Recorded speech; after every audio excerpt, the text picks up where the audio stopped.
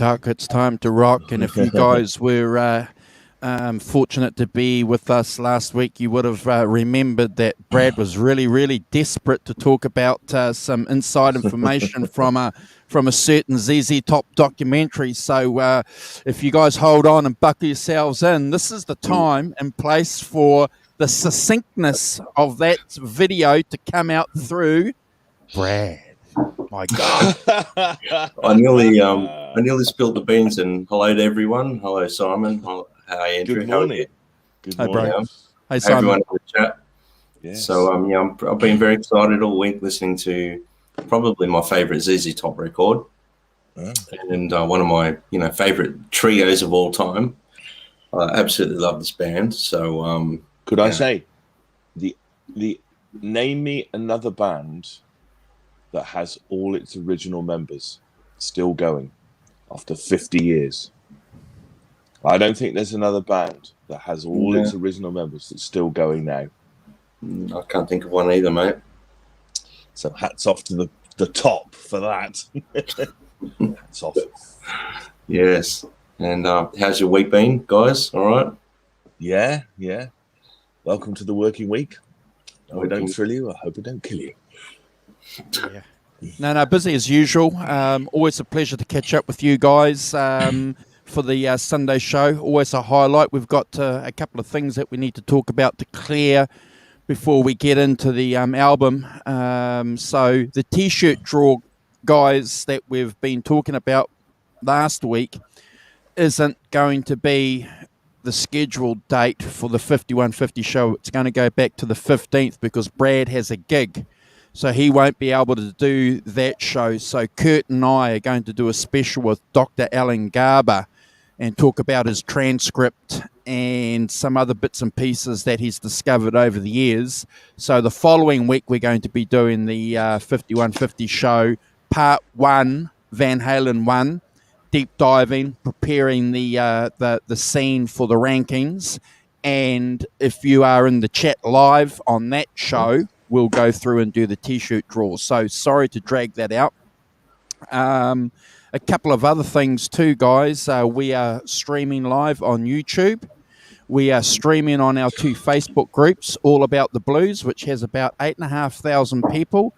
So if anyone's watching from that Facebook page, hit the subscribe button. And we're also streaming on the All Things Eric Clapton Facebook group. So again, hit the subscribe button. During the course of the show, I'll throw up Simon and Brad's Instagram accounts. So hook up with us here. We'd love to see you over there on their Instagram accounts. It's always a lively, interesting place to be part of. So thank you if you guys are already subscribers. But share our subscription links because it's all about helping each other. And if you want us also to help you with any links, put them in the chat and we'll put them on. We always subscribe back. So anyone who subscribes to me on Instagram will always get a sub back. And I'm sure Simon and I'm sure Brad, yeah. We're not one of these people that want to have no subscribers, but like 8 million people following you. That's a bit weird. Yes. We should say congratulations to Caleb Rappaport for getting 3,000 Instagrams. Yeah. He always pops in. He lurks. He always says g'day. So maybe he might jump in so we can do that. He's on the Bonnie Jean show. Johnny Bean show even. Yeah. You want to say g'day to everyone, Simon, before we jump in? Well, yeah, absolutely. So, good morning to all those. Nelson Rodriguez, waiting for somebody to shake his tree. Mark Tanner. Good morning, Mark. He's giving stuff away. The plot. D-Tube. Good morning, D-Tube. Hobo Roadie. And Mark. What's up, Doc? Good morning. What's up, Doc? Is lurking. Well done. Lloyd Hollybeck. Hollybeck or Hollybeek? Lloyd, you can correct me. Arvin, of course. The mighty Arvin. Good morning, Arvin. Hope you're good. So I think that's from Mark Tanner and Derek Clacton. Good morning, Derek. How you doing? So hopefully I've got everybody there. So thanks for joining, everyone. Good morning. Hope you're all good. Deja Voodoo and Teresa Maria de Souza. Good morning, Teresa. Hope you're good. Thank you, Teresa. Hey, Yeah. I haven't heard from Warren, guys. I flicked him a couple of email messages. Haven't heard from him. He's he normally attaches a answers, couple doesn't of he? comments Yeah. on some of the He's shows. all So again, we wouldn't be the show that we are if we didn't do a special shout out because he's going through chemotherapy. So guys, again, prayers and positive thoughts to a very Shout good out to friend of Warren. the channel. Yeah, definitely. Stay Definitely. strong, bro. We look forward to having you back. Yeah. Yeah. But look at this. We've got a Texas girl in here. Sonia, good morning. How you doing? All the way from Texas. little old band from Texas.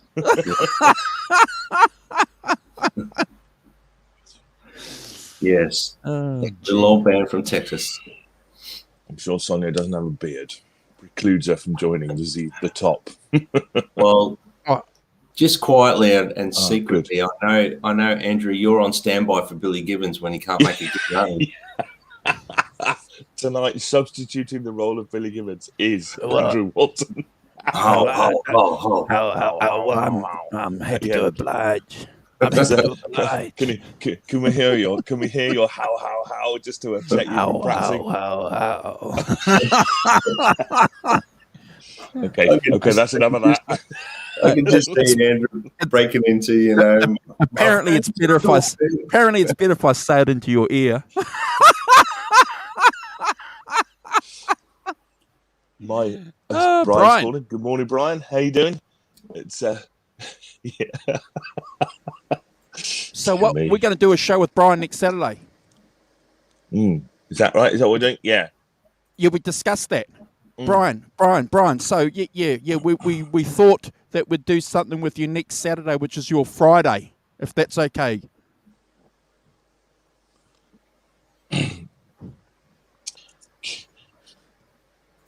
Yeah. Cool. Brian, yeah. Let us know if that's good for you. Yeah. It's good to see everyone in the chat. We've got a few people here now, which is great. And I've had a really enjoyable week listening to this record, guys. How have you found it? Oh, it's been interesting. Yeah, I've not heard it before. I don't think I've ever gone back that far for some. Or if I have, it's been a hell of a long time since I actually listened to it. Yeah. I've been putting it on in my car, boogieing round the North Somerset countryside in my car, listening to somehow slightly incongruous. Not quite Texas, but. How about yourself, Andrew?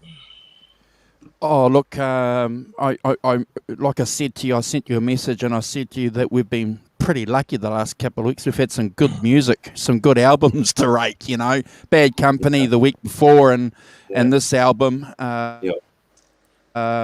which has, been a highlight in my life for the last 20 years.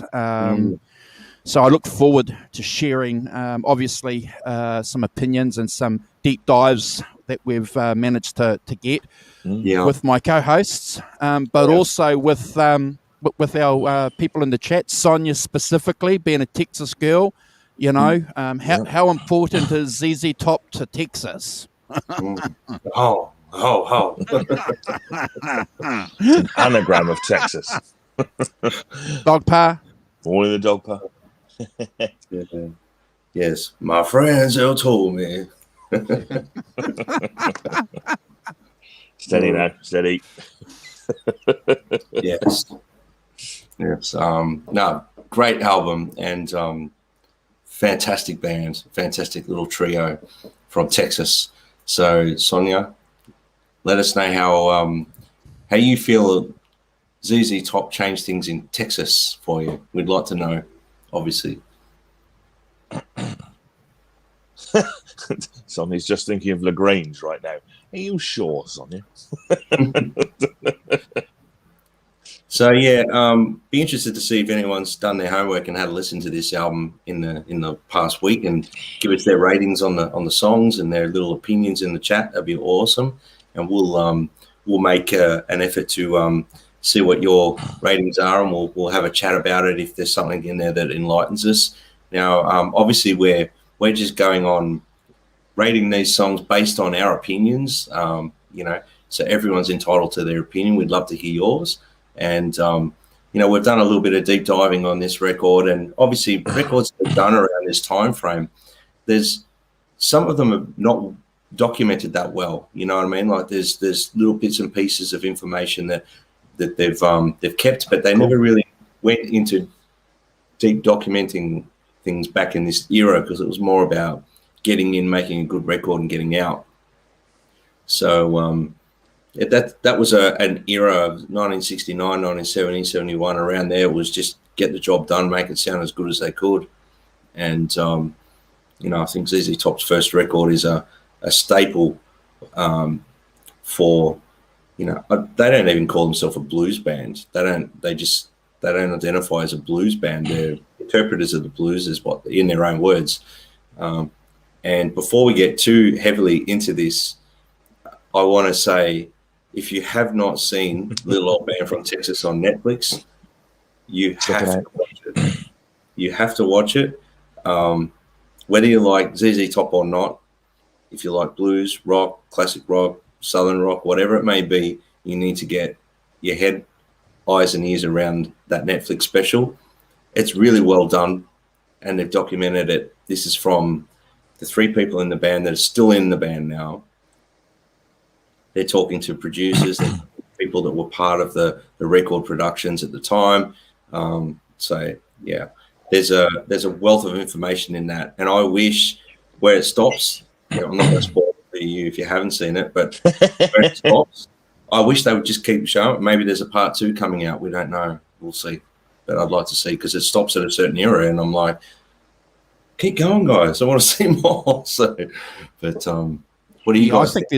I think it's a part 2 as well, and we are going to give a few spoilers away, because the way that they recorded that first album especially is unique, and it deserves to be discussed. So we do please forgive us if we are going to spoil that if you haven't already seen it, but we got to discuss it because it's in the context of the album. It's fascinating. I was riveted by it, and I look forward to Brad discussing that.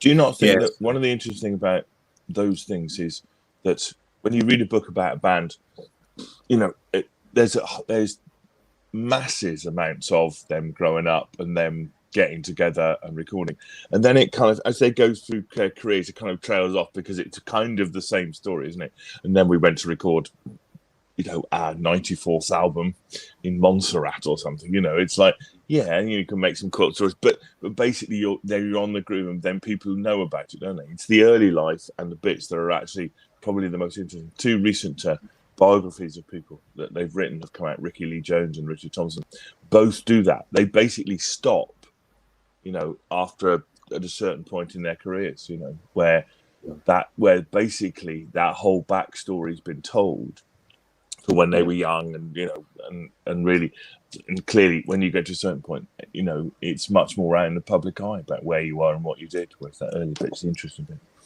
So I can see why they stopped. Yeah, but so what should we do, guys? Should we get into the record and go over the brief history? I mean, just give us a little bit of a rundown on your introduction to this record, guys. Maybe start with you, Simon, or Andrew. This is the first time you've heard it, saying. Well, my introduction to this is that last week you announced we were going to do it, so I then started to go away and listen to it. I don't know. It's one of those things, isn't it? There's so much that you listen to, and I like the Dog Bar, who I noticed said the same thing. The first ZZ Top album I got was Fandango. That was, I don't know why that's my interest as ZZ Top, but I think so. I entered there, and then but I cannot remember if I actually went back to that first album and listened to it in a way that I have done this week. So I'm assuming that I didn't particularly. I don't know why. I just, it's one of those things you just haven't done it. You never got round to it. Fair enough. So my introduction has been this week when I've been listening to it. So with reasonably fresh ears. Yeah. Well, it's it's an interesting album, you know, especially if you come at it from here rather than there. But you know, I have the history, so I'm all right. It's great. Yeah. That's cool. I love being introduced to new stuff. I mean, you know, the Fleetwood Mac album we did a few weeks on here is just, you know, hadn't really caught that, and not in a way, and sitting down and having to listen to a record, you know, headphones, and kind of work out what's going on is great. I recommend it. You know, gives you a different perspective. So that's cool. Yeah. And it's good to hear someone's opinion with fresh ears, because I've listened to it for decades. Yes, I know. I reckon I probably listened to, you know, the album. I would fair say it would have to be in the thousands of times. It's been, you know, spun that many times for me. So, how about yourself? How did you come at it? Oh, for me, it was again, like, I got a greatest hits of ZZ Top. I think it was one of the ones that got released that they were unhappy about, and obviously I got into ZZ Top from hearing LaGrange. That was my thing. I was like fascinated by that song, and at that time MTV was big, so like Legs and all that were out, and I knew about them from that. But getting that greatest hits album, I heard their earlier sound, and I was intrigued. I just wanted to investigate more, so I went to the record store and I thought, I'm going to buy an early ZZ Top record. So I went, what's the ZZ Top collection you've got here? And they said, well, we've got the first album. I said, well, that's a good place to start. So I put that on, and I have to say, the minute I put it on, I was just gobsmacked.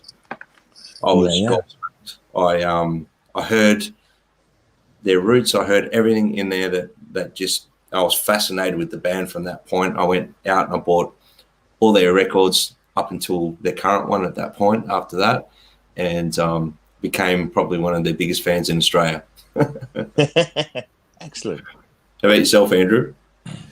I first heard of ZZ Top through a guy called Marsh Murphy, and there were 3 albums.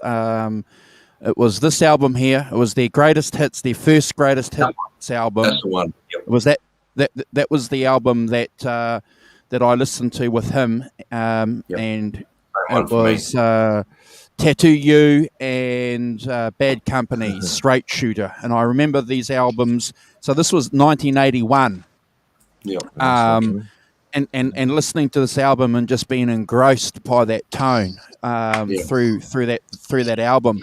And then, you know, a couple of years later, with Afterburner and Eliminator, Eliminator was, and then all of a sudden, this band that was like a dusty band, you know, this dusty records, you know, that were over here in a pile of beer crates in the record shop that no one knew about, and then all of a sudden, this band that you heard about a couple of years later were on music videos with girls, you know, and spinning things around, and you know, and it was like, what's going on here? The furry spinning guitar, and that, that's it. Yes, absolutely. It was amazing. It was like, it was phenomenal. It was, Yeah, I'm the same. That was the exact greatest hits, Andrew, the one that I got into as well. Oh, yep. So I got it for LaGrange, and then I heard Tush on it and all the other songs that are on it, and I was like intrigued. I was just, but I liked their earlier sound, and obviously, you know, the later albums up until Eliminator and everything like that, I love all those albums. They got a sound, they got a presence. You know, it's ZZ Top. Phenomenal band, phenomenal. But so that's how I sort. I'm glad that it's good to hear how each of us got into it. Obviously, Simon, we threw you in the deep end here, so that's fine. That's all right. As I say, I've been cruising around the North Somerset countryside with it on my car stereo, which is good. It's been cool. It's probably a really good way of listening to it, to be honest. It's you know, as I drive my my errant teenage daughters, my middle one especially, around like dad, taxi of dad. But so, Brad, do you play them much in your band? So you, bands you well, play? in a blues band that I do from time to time, we do a lot of ZZ Top. We do Lagrange, we do Sharp Dressed Man, we do a few of the hits, but we do one or two of the more obscure ones as well. Oh, nice. So, yeah. We do throw them in there, and you know, I've got a little setting on my Les Paul where I try and get that growly tone, and you know, it's a tone thing for me. And I have to say, like, their vocals are amazing, really, when you think about it. They're just scruffy musos. They just stepped up and they just started doing it, and phenomenal. That's what you did in 1970, isn't it? I mean, yeah, well, in 1972, you got a band and you started, and off you went, and nobody said, "Whoa, you know, auto-tune, you can't sing," or whatever. You know, you just you had a chance to build a character and a sound and a way of doing stuff that suited what you had. You know, well, clearly that's what they did. Yeah, that's right. Well, we've got a few people in the chat now, guys. Shall we start maybe on the record? You reckon? Yeah. Excellent. 16. So So it's ZZ Top's first album. Is the first studio album by the American rock band. It's produced by Bill Ham, and was released on January 16, 1971, on London Records, establishing their attitude, humor, and sexual innuendos. ZZ Top incorporated boogie, hard rock, blues, and rock and roll influence into their sound. They were lively, playful, and at times very brash, filled with the band's personality, experiences, and they became part of their image, if that makes sense. As they came on, they actually became an image as well than just the band. And that's one thing that a lot of bands get wrong, and I still believe that to this day. You have to have an image. You've got to have something that you go, hey, those guys are in that band. Or you walk into a venue and they go, hey, they must be the band. I've always said that, and they're so identifiable these days. You know it's ZZ Top. You know instantly it's ZZ Top. There's no second guesses. But that was part of. This is the beginnings of that. You know, ZZ Top began recording their album at Robin Hood Studios in Tyler, Texas. And like I said, I'm going to encourage everyone to go and watch that little old band from Texas if you haven't done it on Netflix. Because it goes into like the history of how they actually came to meet each other and how they actually got together and formed as a band. And I won't go into it in depth too much. I'll just skim over it because I don't want to spoil all that for you either, because that story in itself is really cool. I found that was so interesting because I never knew that they'd crossed paths so much. So, you know, Dusty Hill and Frank Beard ended up playing in a band together. I'm not going to spoil that for you. And they knew of Billy Gibbons. They played gigs on the same bill as Billy Gibbons, and they knew who he was, and they knew he was in a successful band. And obviously, bands break up, and Dusty and Frank parted ways. But Frank had got to a point in his life where he got his wife pregnant. He was living at home with his parents, and he went, "That's it. I want to go back out on the road. I want to find Billy Gibbons." So he went on, and he basically went on a task to find Billy Gibbons and be part of the band. Basically, he wanted to be part of whatever Billy Gibbons was doing. So they basically wound up. Billy, at the same time, his band Moving Sideways were falling apart. I think a couple of his members of the band got drafted, and they became a little trio, an organ trio. And they released one single as ZZ Top, and the band sort of disbanded, and it just became Billy, but he didn't want to be a solo artist. And I was going to skim over how they got to the name as well, but I don't know if I want to spoil that for you if you haven't seen the movie. Shall I talk about that, Andrew, you think? Oh, I think, you know. Okay. So Billy was living in an apartment with his band, and they had collected all these pictures of blues artists, and they put them all over the main wall of the room. So they obviously inspirational type sort of thing. And Billy would sit there, and they were trying to think of a new name for the band, and they were looking at all these blues artists, and there was B.B. King, ZZ Hill. There was all these bands with all these names like that. And then they said, well, let's call it ZZ King. So they used the ZZ and the King. They didn't like how it sounded. So he said, well, King's on the top, so let's just call it ZZ Top. And that's how they come up with their name. Fantastic. Very simple, very basic way. And I like that because that followed through with their entirety of their early career, I think, with their music, how they recorded, how they wrote songs. They just did it that way. There was just it just transposed through everything they did in that period, I think. How do you guys find that? What do you think that is true? What do you think, guys? Oh, yeah. Definitely. And I think this first album sums it up as we talk through the tracks, you know, that the techniques that they used on this album's vary, and I know that Simon's used this word before, and we're pinching it from the punk rockers, but it's very hands-on, very organic, you know, it's grab what you can and get the job done, you know, not necessarily relying on technology to make it easy for you, but it's thinking outside of the square that a lot of these cats did on the fly, which I love. And, you know, the documentary makes that clear, and some of the articles that we've read, and hopefully our show is going to highlight that and make it a little bit succinct for everyone. Yeah. Well, so, yeah, obviously as ZZ Top were running as an organ trio, they released a single, and through that they managed to meet Bill Ham, who would end up becoming their manager, and took them to like new heights. And he was just so good for the band. Obviously, he helped them become the ZZ Top that they were, basically.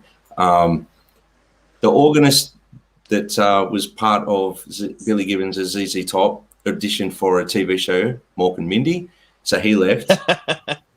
And the drummer also left. Which one did he audition for? I don't know. So the drummer also left, and Billy didn't know. Nanu. Yeah, Nanu. So, yeah, they obviously didn't want to be a solo artist, like I said. So, lo and behold, Frank showed up. You know, Frank made Billy go into a rehearsal studio for a jam.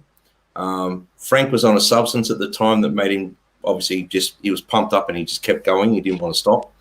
So, he made Billy jam for about 8 hours straight. A blues jam and B. Blues jam and B. Blues jam and B. Yep. So, after that, Billy said he immediately knew Frank was exactly what he wanted from a drummer, and he became the drummer of ZZ Top. Then Frank obviously introduced Dusty into the fold.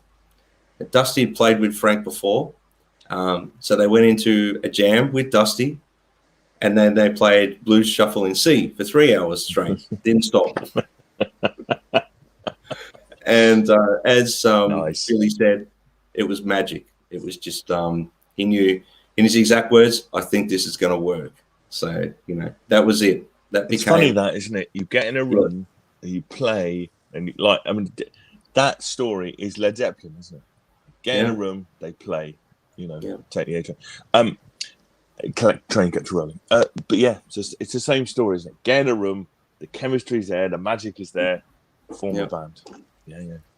Well, that was the genesis which led up to the trio we know today as ZZ Top, basically. And what they did at that point was they needed some great songs. They needed about 10 great songs. So they started woodshedding for about 5 months of pre-production. Then they hit the studio. They traveled to Tyler, Texas for a studio. It was a neat little house, neat, tidy little house. And it's really funny the way they describe it in the movie. It's Robin Bryan is the studio operator engineer guy, and it's Robin Hood Studios in Tyler, Texas. So they had the studio as part of the house, which they thought was a bit strange when they pulled up. But leading from the control room into the house, it said the house was all tidy, had doilies on the lounges, like it was all tidy. And then you walked into the studio, and it was where the magic happened. So I guess then the guy who ran the studio, Robin Bryan, wanted a studio in his home, and he did the right thing, and that's how he did it. So that's amazing. That story in itself just amazes me, because that's every muso's dream, to have a studio just at the back of the house. So that's perfect. So Bill called Robin Bryan and booked 3 days in the studio for them to record, guys. 3 days. 3 days. Yeah. It's 5 months woodshedding, 3 days to record. 3 days in the studio. Yeah, because you've done all the hard work. He's like, 3 days, we'll cut an album. Bill Ham wanted a really big sound. He wanted the drums, bass, and guitars, massive. And he said to, obviously, Robin, he said, what can we do? Robin tried everything. He was chasing the sound. He's quoted as putting mics all over the studio to try everything to get the sound that he had in his head for the band. He had mics on the amps. He had them behind the amps. He had them in the ceiling. He had them in the hallway. He had them in and out of phase. He had all sorts of things going on. And he said it was like a grand challenge for him to get this massive sound of the band. But you also got to take into account it was just a 3-piece, guitar, bass, and drums. So no matter what they did, it was just they were going to capture the sound of the band, but how we're going to make this big. And you remember at this time, Tyler, Robin Hood Studios was state-of-the-art equipment at the time, and he knew how to use it. So he basically said, this is something that Robin Bryan says in the movie, he said he told Billy about this little trick he had tried before, where you double the guitars, but you screw up the tuning a little bit on the overdubbed guitar to give a slight 12-string effect. And Billy just blatantly said, no, we can't do that. Bill Ham has a hard set rule. There will be no overdubs, right? So that was kind of like, well, what do we do now, So Robin Bryan came up with this devious plan to help out. He said to Billy, you pick up the ball when I throw it to you, right? The story is it's gold, because it's just like you can just put yourself in this time, right? This is just amazing. And so they worked out their sounds in the studio till about 1 p.m. And he goes, Robin goes to Bill Ham, goes, you've been promising these boys you'd get these boys ribs from the country tavern. And he winked at Billy, and Billy picked up on it and said, yeah, my man, can't play me no blues until I get me some barbecue. So Bill not knowing, he didn't know how far away the tavern was. Barbecue. So he goes, yeah, okay, where is this place? And it ended up being 25 miles across the country line to get these ribs, which so basically at the end of the day, Bill Ham left. Brian said to Billy, we've got about an hour and 20 minutes. Get in there. Record the song. He goes, record the song, play the rhythm simple enough that you can double it. And then Billy did that. Then they messed with the string tunings a little bit, and then he doubled it. They panned the guitars at 45 degrees, and boom, there was the sound. Upon Bill's return, he goes, I've got all these ribs, but he complained about how far the tavern was. And he goes, I didn't realize it was so far away. He goes, we've been going there so much, it just seems like it's up the street to us. But that was their devious plan. They knew that they were going to get him away from the studio long enough to double track a song, Then Billy goes, Bill, I think we've found the sound. Listen to this. And Bill pressed play. And apparently Bill Ham just goes, that's it. That's the sound I want. So they took it from there. So basically they took blues licks, turned them into rock and roll with big amps, loud drums, and basically turned blues into party music. So there you go, guys. That's how the first record was born. Obviously, excessive touring and madness followed after that. But I want to make a note that I believe that all beds of the songs on this record were recorded live. Yeah. Like live. Like there's no stopping this and that, fixing things up. There was like, get in, record 3 days, record the beds, some guitar overdubs and vocal overdubs. That's it. So basically what you hear is ZZ Top, raw. That's how they were. That's what you're hearing. And they just captured their sound. So for me, this is personally, I find that they have an authentic sound that you can easily identify as ZZ Top immediately, which is hard to do when you touch on the blues. Like, think about all the blues artists out there. They all have a similar sound. They have a similar thing going on. But these guys are very authentic, in my opinion. They had their own sound. They brought all the influences of Peter Green, like we touched on last episode, the Clapton and all that, and they brought it into Texas and they made it Texas blues, but they had their own sound. Do you guys agree with that? Oh, yeah. Absolutely. What do you guys think of the chat? I think this is a pretty big thing that we're stating here, that they've got their own authentic sound. But they come from a tradition of the trio, don't they? Yep. I mean, it's, clearly, Billy had met Hendrix, with the moving Yep. sidewalks and all of that. Yep.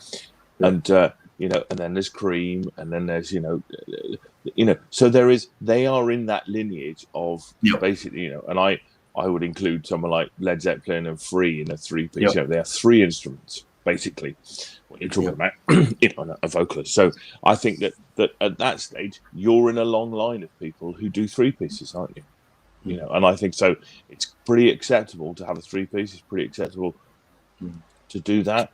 It's you're drawing on the same roots. You have those blues kind of things, as your background. Clearly, Texas is a really cool place for that. And but and also the sound, don't you? You've got a Marshall and you've got a Les Paul, and that's that's the sound, because you've heard it on lots of other things. So I think that they absolutely got their own sound. They figured it out how to do the classic, which is get your own sound. But for me, they are in a tradition of three pieces that so. Is it true, guys? And you guys might be able to clarify this, or when someone in the chat might be able to clarify this, even people watching later, that they picked Robin Hood Studios because Fleetwood Mac recorded there? I haven't heard that. So that's interesting.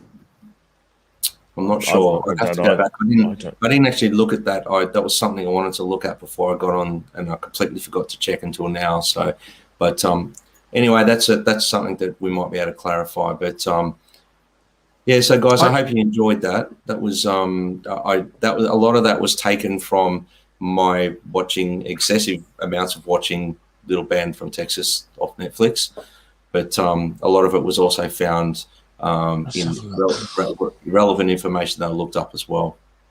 Yeah, I just want to add something before we get into the tracks. I think one of the unique things about ZZ Top, bro, especially, and Arvin's made a comment in the chat, they don't sound like the Chicago blues guys, and they clearly don't. But what's really interesting is that you can hear their link back to the British guys. You can hear that Beano album, that overdriven sound. But one of the great things about this album, especially, that's opposite to what Clapton and Mail were doing, is that they've slowed it right down. So you can actually hear, and it's great for guitar players, this album especially. You can hear that overdrive working, that natural overdrive, that natural distortion, and it's phenomenal. It's mandatory listening. Just so you know, I've watched Little Old Band from Texas. I'm into double figures now, so that's how many times I've watched it. it's just, I love it. So look, that was how the first record was born. Awesome, bro. And, I do believe they got an authentic sound, and I'd like to sort of is there an appropriate time to look at the gear? Just to break in. Just while you've been talking, I've been looking up to see. It doesn't look as though Fleetwood Mac recorded at Robin Hood Studios. Okay. No worries. They seem to be like 5 Americans, the Texas Tenors, Michael Jesh, Nat Stuckey, so various kind of fairly local bands, and clearly ZZ Top, but it doesn't say anything about Fleetwood Mac. And I would guess there's a website, Robin Hood Studios website, which talks about what they did and things, how they built it. So I don't think that Fleetwood Mac did. Okay. To be honest, unless it would be later. Something that I questioned, I wasn't sure. So but Andrew, can we possibly look at some of the pictures of Pearly? And this is an iconic guitar. If you're not aware of this, this is Billy's main Les Paul. So if you have a look at this, this is completely and utterly original to this day. So if you have a good look at this guitar, you can see the strings are wrapped around the tailpiece. So they're over the top of the tailpiece. You can see the wear on this thing. Now, obviously, Billy was influenced to get into Les Pauls because of the Beano influence, the Peter Green influence, and it was his sound. He found that he just related to that sound, and I believe to this day he's been offered $5 million to sell that guitar. Wow. And he won't sell it because he still tries to replicate that sound from other guitars. So that guitar has featured on just about every single ZZ Top record, which is amazing. That's just phenomenal. Do you wanna tell the story about how they got the name, Brad? Well, that in Iconic itself. story. Hang on, I did have my notes on this. Just give me a sec. You can tell it, Simon, if you got it there. Oh no, well, I guess my understanding is that they had a car that was on its last legs that they called Pearly Gates because it was about to die. Yep. And Billy had a friend who was an actress, and she borrowed it to drive to Los Angeles to go for an audition. And he said to her, "Well, if you get the part, send me the money, sell the car and send me the money." So she duly went, got to Los Angeles. It was amazing, apparently. Got the part, sent him back the money, which he then used to go and buy Pearly Gates. That's right. And he went out to this old farm, and this guy had it under his bed, kind of thing. That he clearly hadn't been playing it, and he bought it, and named it Pearly Gates after the car. Is that about right? That's about right. Yeah, that's right. It's right. It's 100% right. Yep. Mm. Yeah, which is a fantastic story. Yeah, he said the rancher was like this big guy, like a guy like John Wayne. He had $250 in his pocket, pulled it out. He goes, the deal went down over a 59 burst for $250. It's crazy. Isn't that crazy, guys, when you look at the value of the... Yeah. And, well, just look at that guitar, man. That's obviously Billy's hands, but he's so connected to this guitar. So every time... And there's lots of rig rundowns on YouTube, guys, of ZZ Top and Billy Gibbons' stage gear and all that. And they have got a little system in place where he'll go out and play a G chord on this Pearly. Yeah, that's right. They replicate that EQ, and then they match that EQ on all these other guitars on stage. So it automatically refrequencies out to try and replicate Pearly on stage. So... Yep. Because I don't believe he actually uses that on stage anymore, but he did for a very long time. So I think it's probably more the he doesn't take it with him. No, it's probably a very heavy axe too. So here's an early shot of him on stage. Obviously, that's Billy on the right. It's Dusty on the left. He doesn't have a beard. Wait a minute. Yeah, that's right. That's not him. Yeah. So that's around this era. That's around that sort of late 60s, early 70s sort of era. Probably 70, 71, maybe. I'm not 100% sure when that photo was taken. But that's just a pretty magic shot of him playing Pearly there.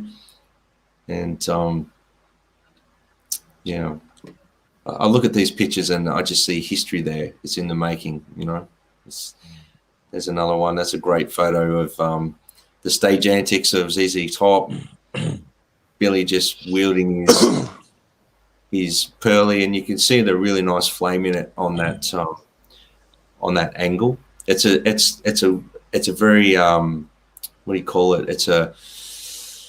It's not a really high flames guitar looking at from just on top, but at certain angles the flame really stands out, which is quite unique to that 58, 59 era, and even 60, I think, 1960 era of Les Pauls.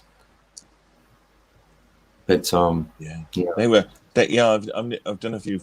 I've watched. There's some early film of them on on YouTube.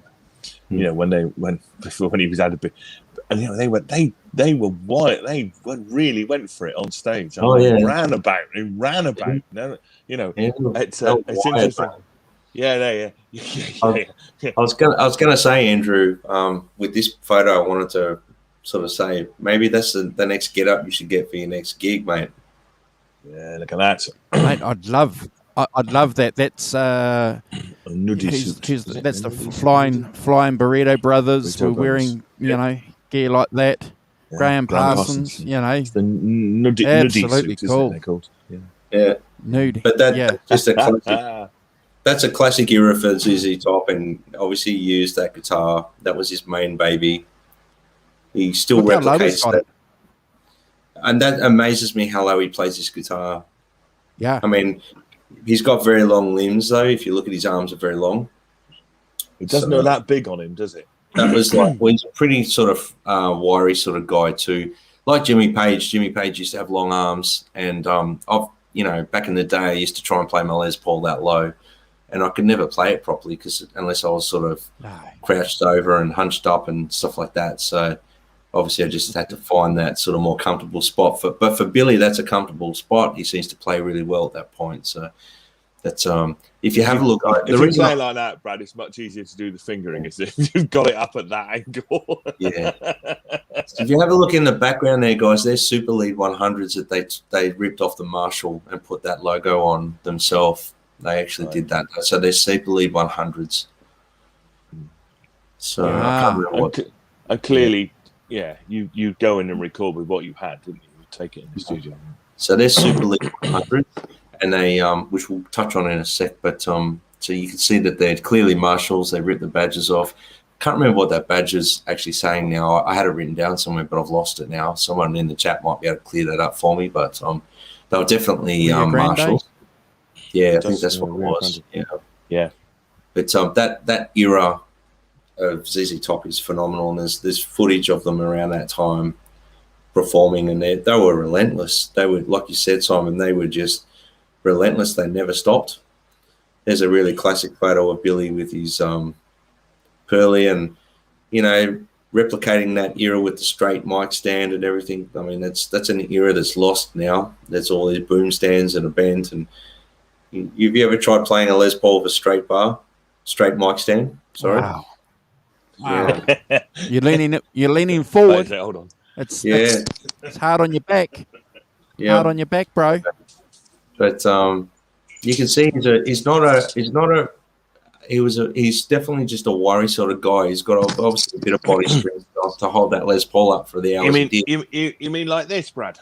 Yeah, I've got one too. That's my main mic stand. Doesn't have there's none of that nonsense, and I don't have a Les Paul. Les Paul type guitar. I used to do a Jim Morrison. I used to play in a Doors tribute band, so I had to buy with the black bass, the chrome stand. I had to buy an old one. It was classic, but anyway, that's another show. Good work. Yeah, but there you go. That's a bit later. That was when they sort of took a bit of a hiatus, and I won't spoil it for everyone, but they took a bit of a time off there, and they all come back, and they all realised they had beards. Hey, good morning, music therapy lads. Thanks for dropping by. That's a really classic photo of Billy playing Pearly there as well, and I really liked that photo in the overalls, and look like they're just mechanics have walked off. Just been underneath their truck fixing it all day, and then they just come out on stage. Put the cowboy hat on, and off they go. Yeah. They've always had photos of that era. You look at the drum riser. It's look at it. It looks like it's out of a workshop, doesn't it? Yeah.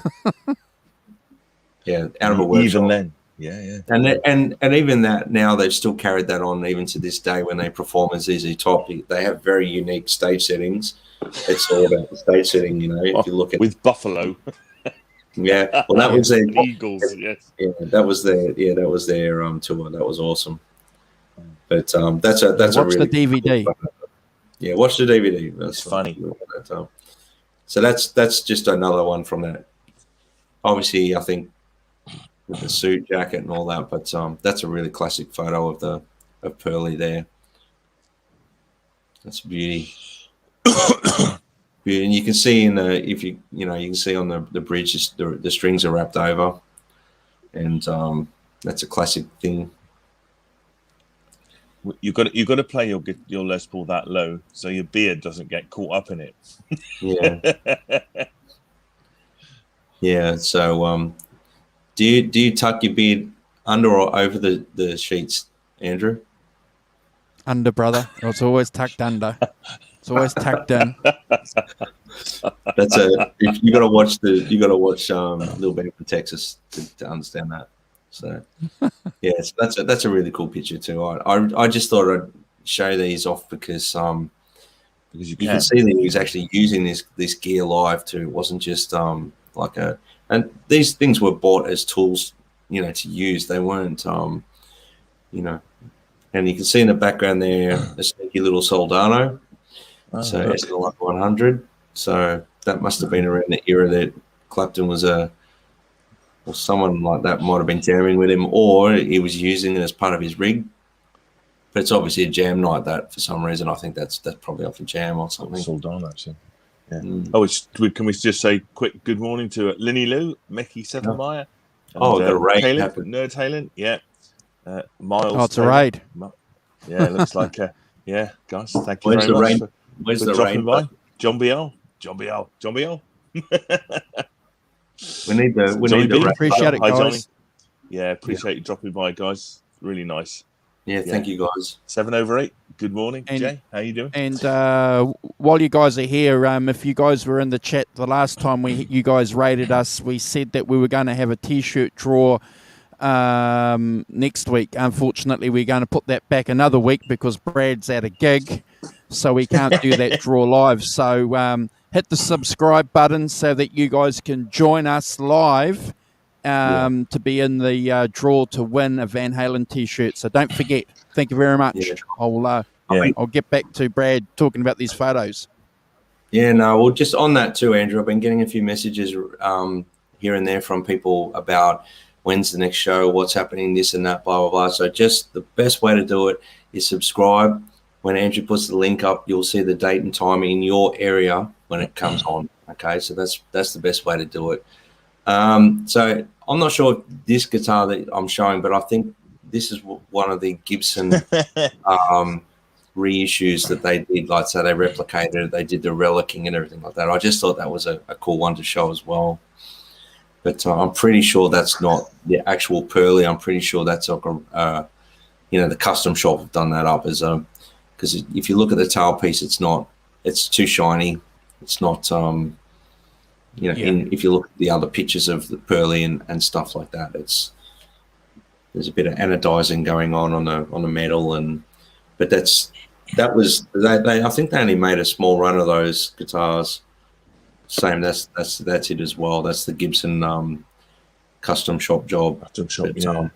But yeah, what I was showing that for too is Billy actually, when they went through that process, was shocked at how close they actually got the thing to sound like Pearly.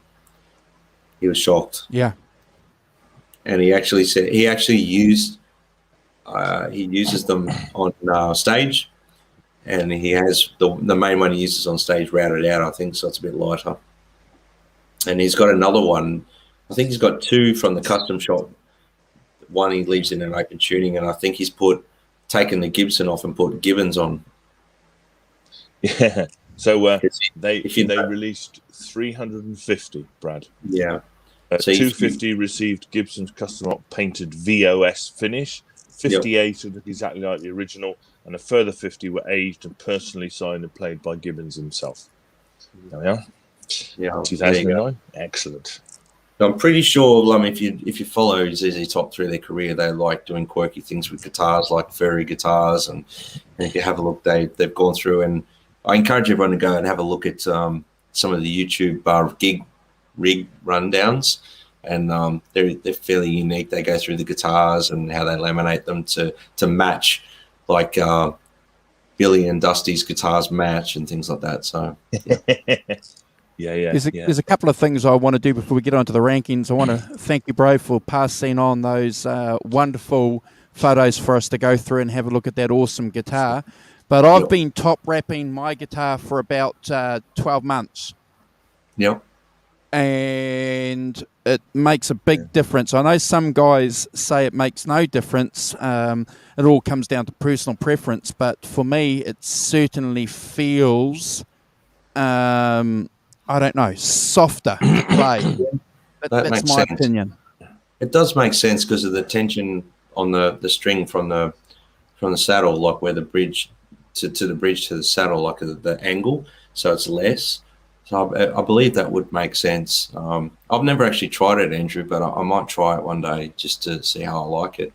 But I just want to clear up a few things with the amps on the first record, because there's a few sort of things that I've read, and I'm basically going to quote something that Billy Gibbons actually quoted, and we'll take that as gospel because it's from Billy Gibbons' mouth. So I believe that we should do that and not sort of go on about other things and just focus on what actually Billy Gibbons has to say about it. So this is from a article I found in a Guitar Legends magazine where he's interviewed, and Billy's running down equipment he used on his early albums. And take it for what it's worth, but this is what Billy came up with in the interview. And he said, geez, got a bit of thunder.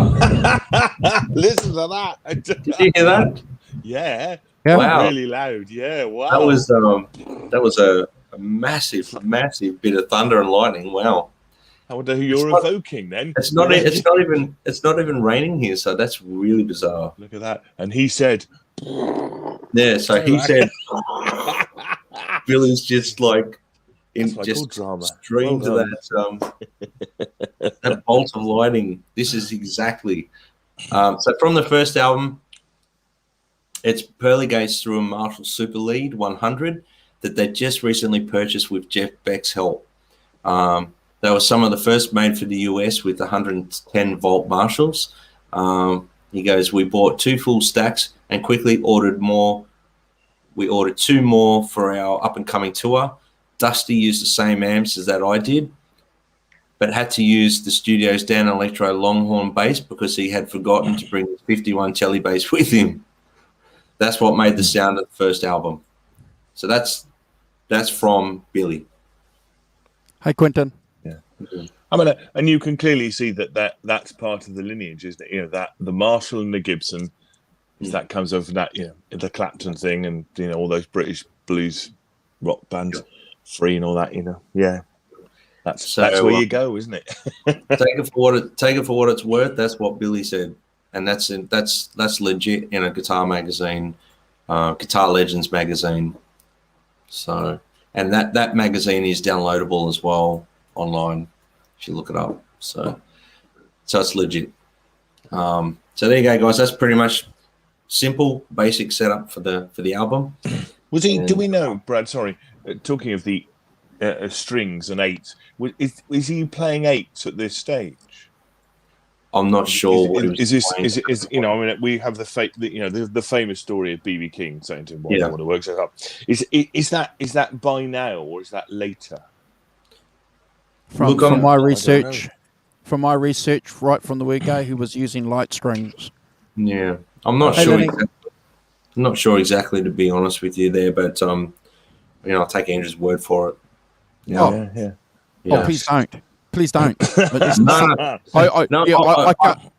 I can't qualify that, but it's just something that I've always heard. You know, through conversation and through chats, it was something that he's done.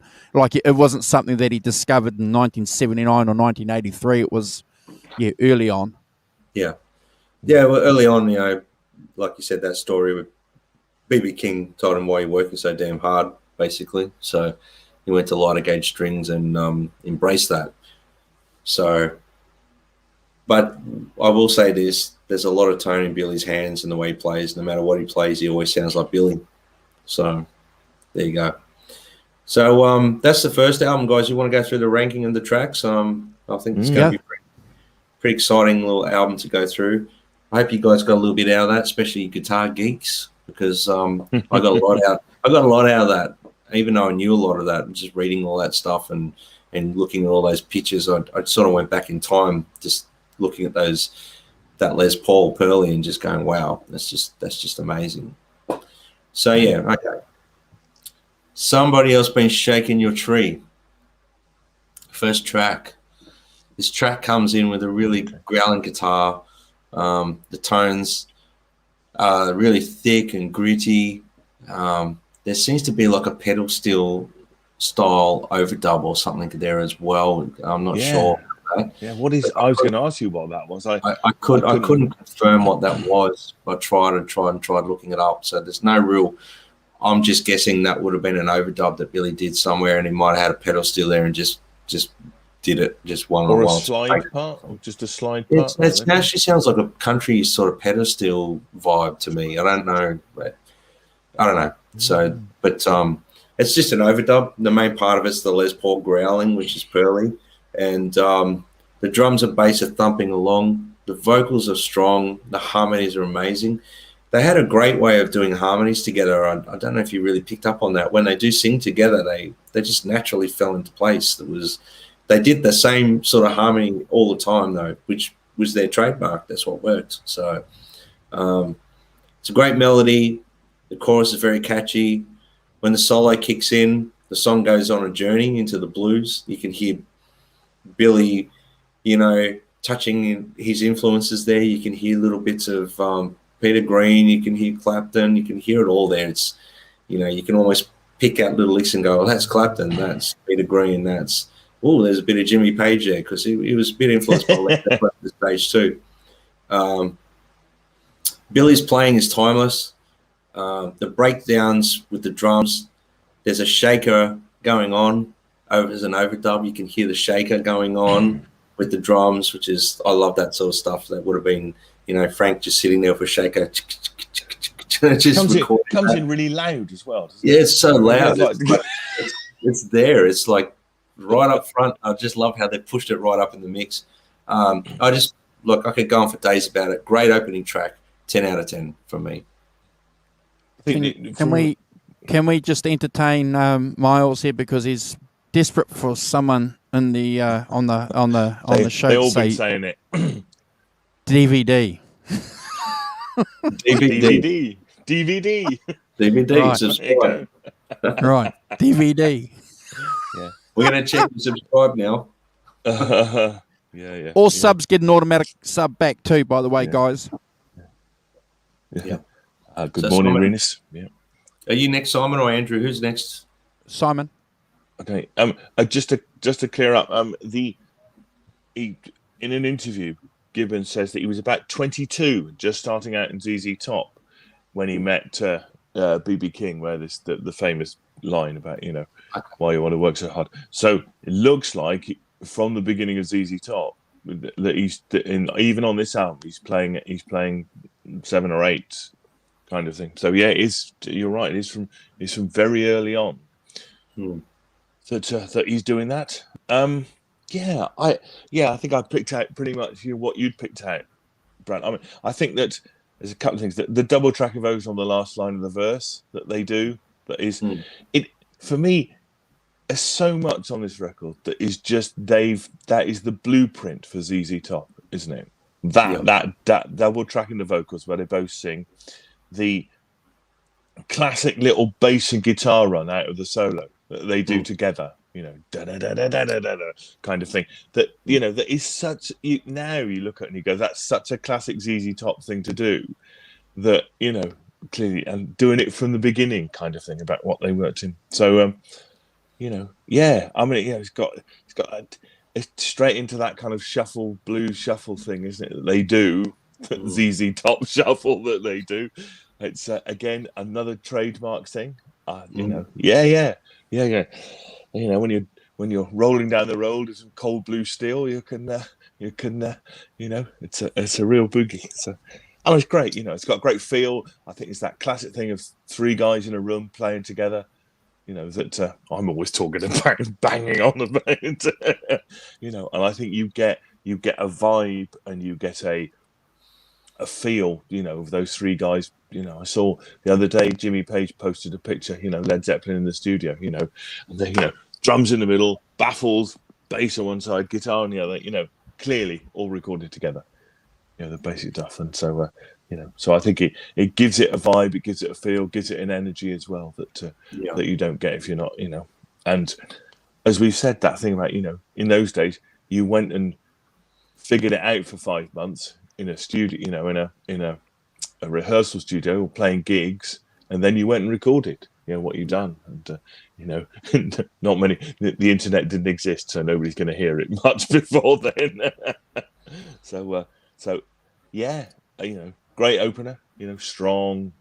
Great riff and stuff. So I'll give this a 9 out of 10. Yeah, great. Beautiful. Yeah, Andrew. I think the song's amazing. It's look at the lyrics. Even the title of the song fits very well in the whole legacy of blues. Shaking someone else's tree. The intentions behind a basic phrase. The blues is full of things like that, and Billy Gibbons clearly fits himself into that that legacy, that history of blues lyricists, as opposed to him being a guitar player. And I suppose that's something that we can talk about later on, because some of the songs are pretty, the lyrics are pretty deep for a young guy, but it's all part of that whole history, I suppose. He's been a sponge, soaking up not only what was happening in America, but also the British blues phenomena, which was still continuing at the time. They were part of. They were probably just throwing back a bit of that blues stuff that they were hearing that the English cats were doing. I agree with Simon. It's a great opener. It certainly tells you exactly. You can listen to that song and give that to somebody who's never heard ZZ Top. I was going to say Led Zeppelin, and play the famous radio songs that we're all familiar with, and they'll get it. The new ZZ Topper would get it. So the continuity is there, and not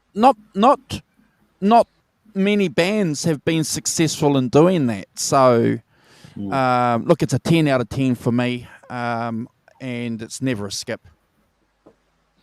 It's interesting how you brought up and you slipped up and said Led Zeppelin too, Andrew, because there's at times they go on little journeys and you would be almost mistaken, forgiven if you were mistaken and thought it was Led Zeppelin at times. Obviously moving forward into the Netflix movie, you find out they wanted to record in the same studio that Led Zeppelin were recording, because they were heavily influenced by those guys as well.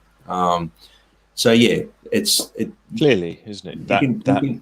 You can hear blues, it. British blues rock thing goes through what they do, don't they? Absolutely. The Browns.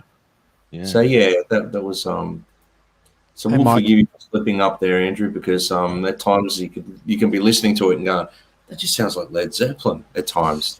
Just those little journeys where they go off on the solo and then they're jamming. It's like, man, you could think that's Led Zeppelin at times. But anyway, so the next song we come to is Brown Sugar. Brown Sugar.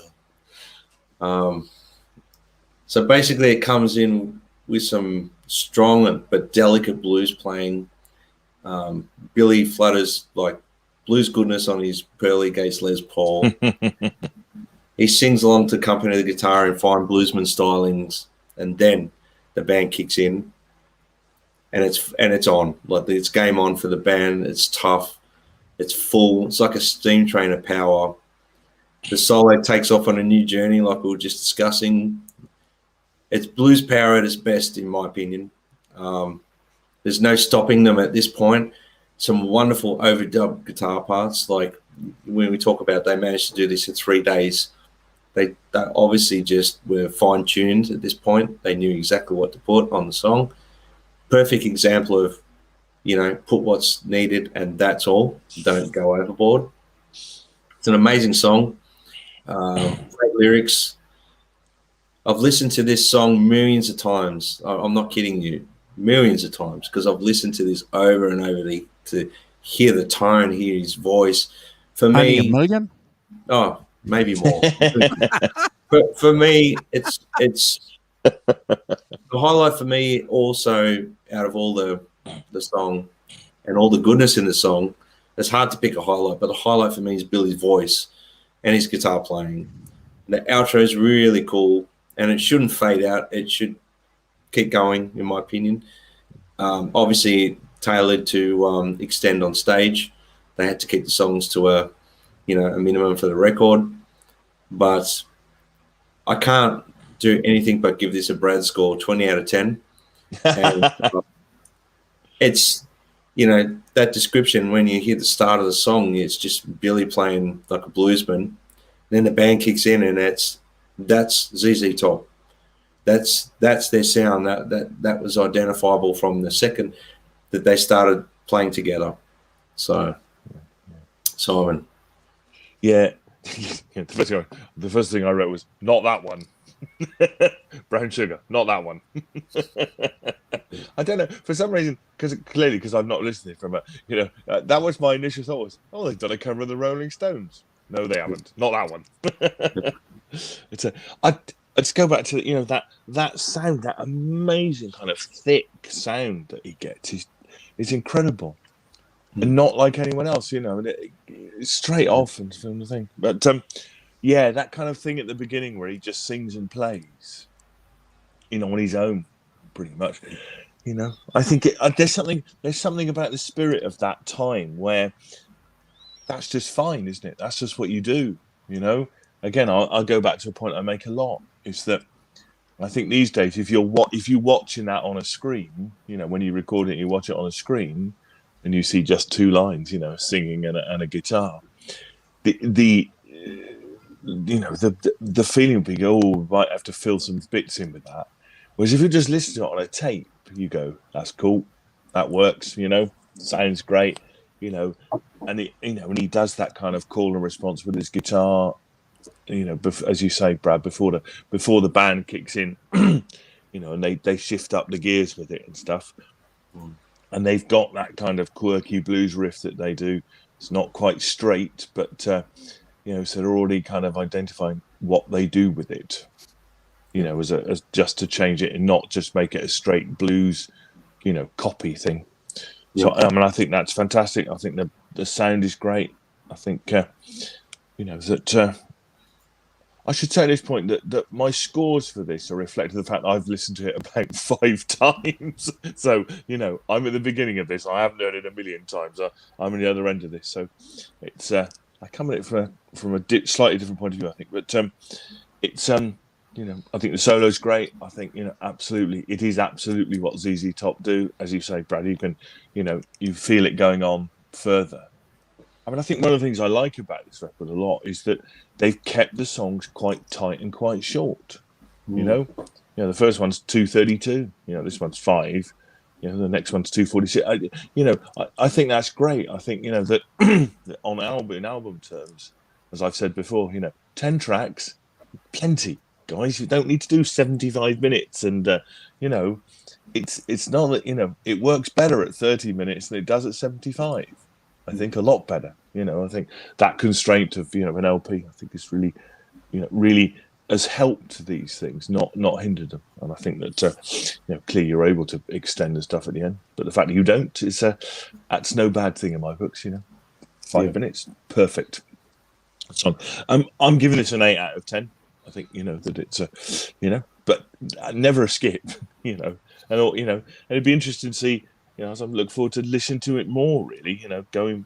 That's one of the things I like about these shows. It's not so much as it's about the fact in being introduced to something new, and then going back and listening to it at your leisure, kind of thing later. Is great, and getting into the song so they become part of you. As I say, I've only listened to it about 5 times this week, so I'm new, which is cool. So Simon, I have to say, if you rated it under 8, I would have timed you out. I tell you, I was going to say, I will say that the reason for that is that you can see that this album is the template for their sound and all of that, Right. And my feeling about it currently is what they do is they take it and they make classics out of it, like LaGrange and stuff like that, which is a clear classic, and that's how I'm kind of measuring it right now. Is these songs clearly have that DNA in them. This is the DNA from which all of that comes. Yeah. But I think that they refine it and they make things out of it, like LaGrange, which is such a classic record and is a 20 out of 10 in anyone's books. So I'm kind of figuring it like that. I don't know if that's fair. I kind of got the sort of ZZ Top canon in my head about where it goes. So that's kind of where I am with it. Yeah. Doesn't make it bad. I promise. It's great. No. I really enjoyed it. It's I would have been surprised if it was less. Though I would have been like, "That's your time out." No. I think that that I think that clearly this album doesn't come up in like the top 5 ZZ Top albums kind of thing. And that's an arguable case, but whether it should or shouldn't. But but that's my point really. Is I've heard. Tres Hombres and all of those a lot more than I've heard this. And people don't talk about this album very much. It's not kind of really in that canon. It's kind of so I'm coming at it kind of fresh. So that's my feeling about it, and that's kind of where my scores will reflect. Not that I think this is a bad record. I think it's great. It's got great feel, great sound. And it's classic ZZ Top. But that's why I am. That's fair enough. So, don't turn me out. No time out. Andrew. If you thought that they tripped their toe going over the threshold cap with the first song, they got their balance and they've blown the ceiling off the house. They've shaken the foundations. They've rattled the cages because Brown Sugar, in my opinion, is bordering on a blues masterpiece. I think the tightness of the band later on, certainly as Brad said, the vocals and that seductive guitar playing and that tone, it's remarkable. It's hypnotic. And when you're a young 16, 17-year-old and you're hearing that and you think in your cheap Korean knockoff guitar with this little amp that you've got that's not a valve amp, you think that's something that you could play. That's the power of this song. I agree with Simon. When I first saw this album on the racks, I thought, oh, okay, they're playing Brown Sugar because everybody knows Brown Sugar, and it's clearly not. I love this song. I've listened to it 2 million times, 1 million times more than Brad, and that's okay because I'm grey. So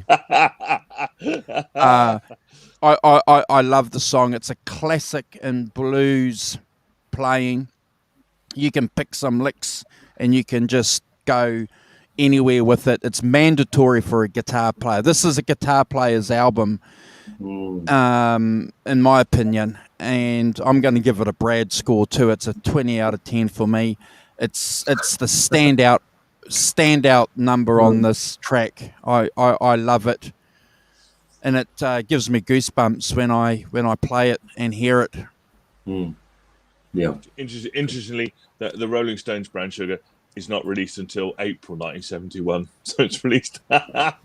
So technically, the Rolling Stones are copying at ZZ Top, which is funny. Yeah, that's the thing. Dusty quote said he absolutely loved the Stones and they supported the Stones. Which is in that movie as well, where they talk about that. But it's interesting that they managed to nab the Stones on the title of the song. So, but we still associate the name Brown Sugar with the Stones. So yeah. So yeah. Anyway, so that's cool. But so the next song, where are we at? We did Brown Sugar. We're up to Squank. I love the titles of these songs. Hilarious name. The titles of their songs that only ZZ Top can get away with ZZ Top titles. It's like a Texan thing, apparently. It's a what? Sorry, it's a Texan thing. Really, Squank. Well, look, this song highlights Billy's pinch harmonic effect that he does on the Les Paul. Where he squeezes the strings between the pick and his thumb at the same time, so he gets that little pinch harmonic. It's a classic example of that. It's a really tough riff. It thumps along. Billy's licks all the way through the song where he's squanking. it's just it's sensational. It's a real solid feel in the drums and bass. They such an amazing rhythm section for this style of band. They were just that these guys were, for lack of better ways of putting it, the benchmark for me for a rhythm section for this style of music, because they were perfect. They were young guys, and they were obviously been jamming together about 6 months at this point. Although Frank and Dusty had played together before, but that might have something to do with it. But I have to say, the rhythm section on this song are just solid. There's no other way to describe it. The guitar tones, they're just rich. They give me goosebumps. Like on the first 2 tracks as well, same thing. I love the dual lead vocals. Something ZZ Top did a lot moving forward as well. So they would do, like, Dusty would sing a line and Billy would sing a line. So they started doing that a lot. And that became almost a bit of a trademark for them moving forward as well. The vocals are stellar. It's a big song. I gave it 10 out of 10. I can't rate it anything less than a 10 out of 10 for me, Simon. No, it's yeah. That at the beginning where they have that kind of bass riff and they got a very kind of thin sounding guitar. So I don't know whether that was. It doesn't sound like the rest of it. It's just, again, a certain amount of experimentation with sound here, isn't there? That again, is something that they clearly liked. Certainly weren't afraid of, putting that kind of weird, kind of, very thin kind of guitar sound on it. Again, it's great. I should say that that Squank is they mean it to mean a monstrous rotten plague spreading quicker and quicker as the singer warns everyone to get out of the way before they're erased by the squonk. That's one of its meanings. And there's another one about a favourite particular way of plucking a string at a certain angle that Billy was quite fond of. So we can guess about that. I call that technique squanking from this song, and I'm not sure. And I'm not saying this is the truth here or what, but I'm not sure if there's a song documented before this with that style of playing that pinch harmonicking all the way through. I'm not sure. There may be, but I can't think of one. Yeah. See, Mark Tanner, that's a really good. It's a really good description. Yeah, really cool. Yeah. But again, it's great third song. It's got that real kind of melodic bass that Billy Dusty can do. Great solo and stuff, and that again, that thick rhythm guitar sound that they get. That really, really a signature of this album. So again, it's an 8 for me. Never a skip. Cool. Yeah. I just saw Derek Clacton put a comment there about he wondered if it was a Strat. Now, I did as well, but there's something inside of me is leaning more to the Les Paul with the volume rolled down a little bit, and it's not obviously driving, and tone all the way up, volume back a little bit, so it's got that sort of thinner tone to it. But I personally think it might be a Strat as well, but I think it's the Les Paul. Pretty sure it's the Les Paul. Anyway, sorry, Andrew, I didn't want to cut you off there. No, it's okay, bro. So the first 2 songs written by Billy. This song here is apparently credited to Dusty, Bill Ham, and Billy. So I couldn't find out, who contributed to what. We just, no one knows. It could be just the way that maybe the mic was set up, and so okay, Bill gets a songwriting credit. Look, I can't offer anything other than the bass. The bass is a standout. The title of the song too. For years, what's a squank? We know what lots of other things are that rhyme with squank. So, and it certainly wasn't a word that that I was running to dictionaries to look up too. I was looking up other words. Look! I love the song. I love the song. It fits in well with the album. Not my favourite ZZ Top song, the harmonic is interesting. I remember having conversations about how could you get a harmonic like that with a humbucker. So interesting, that 10, 15, 20 years later, we're still having this conversation. And I don't know. I tried digging around too. I keyed ZZ Top, Squank, looked through.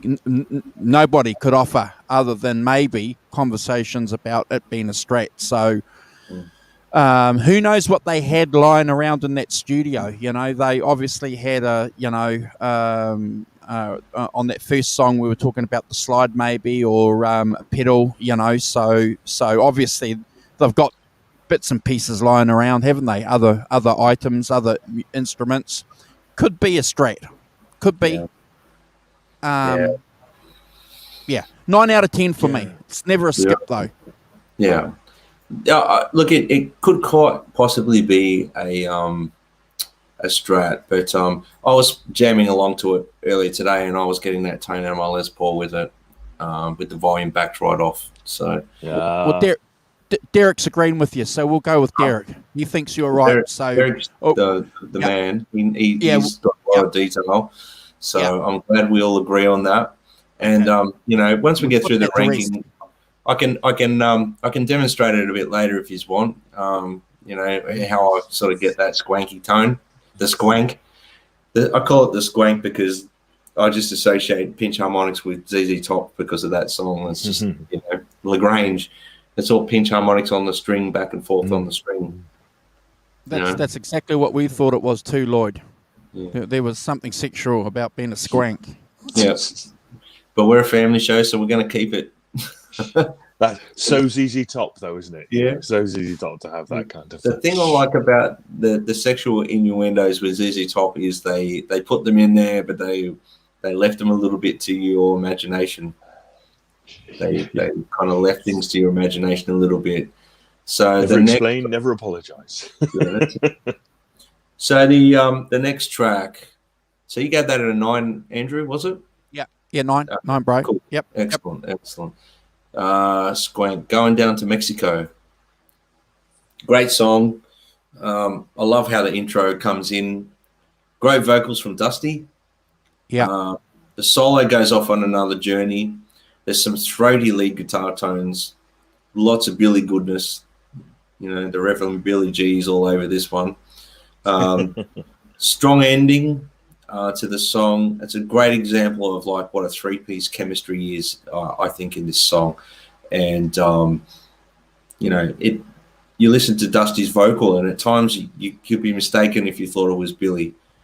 Their voices, I think maybe because they were jamming together and that, and they were trying to sort of maybe emulate a little bit of each other's vocal a little bit. Obviously, it's impossible to do that 100%, but there are times when they're singing the dual vocal thing where one sings a line and the other one sings. You could almost be mistaken. You say, oh, no, it's Dusty. Yeah.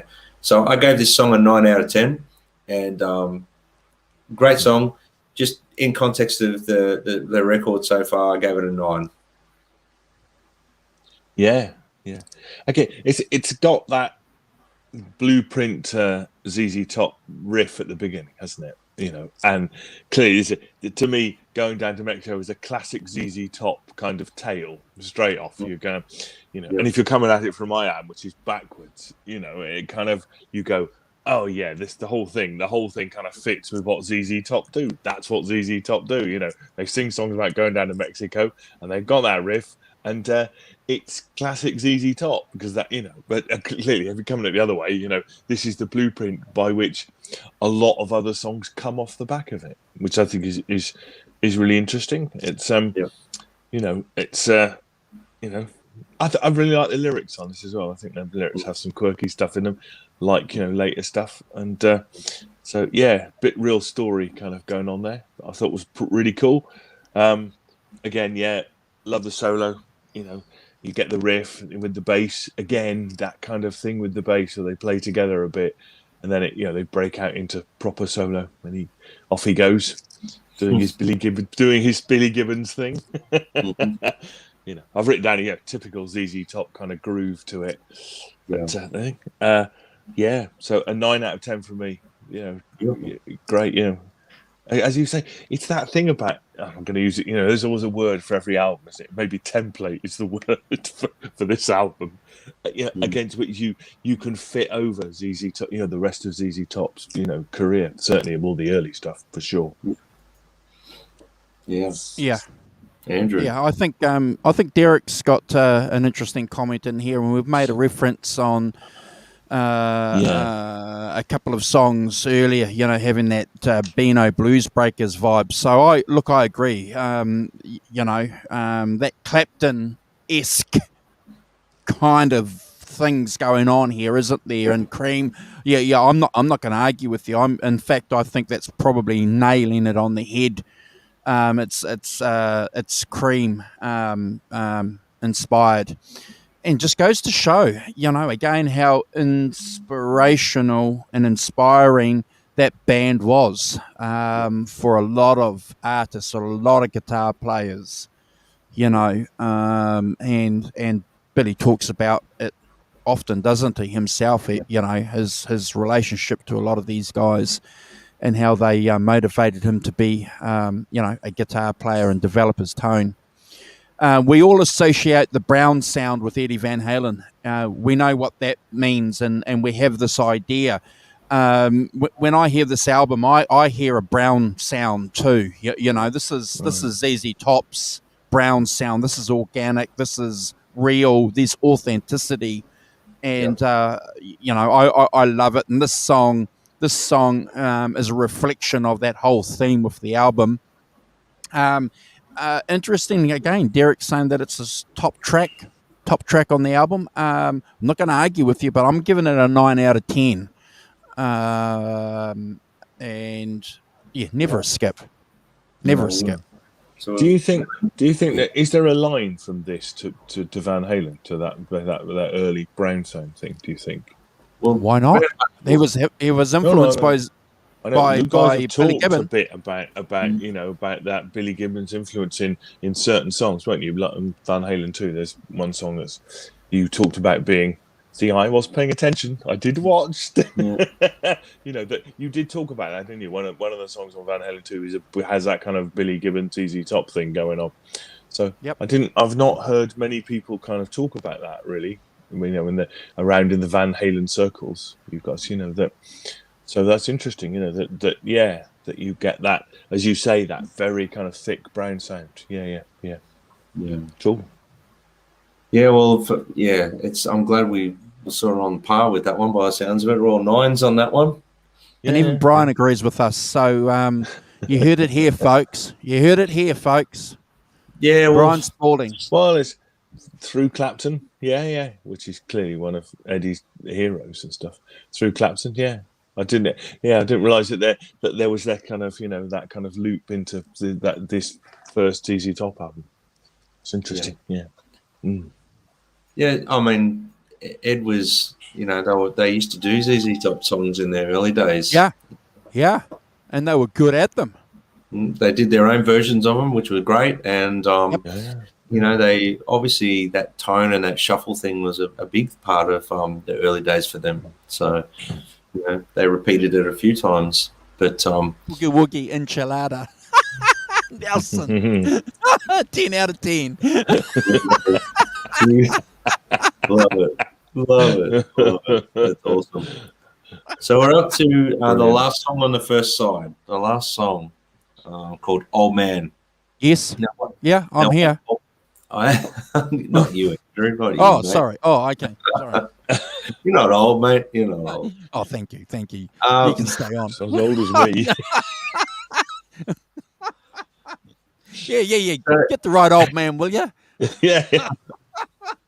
Well, for this song, I hear a real knocking on heaven's door vibe, and that initially, when I first got this album, it kind of detracted a bit from the song for me. And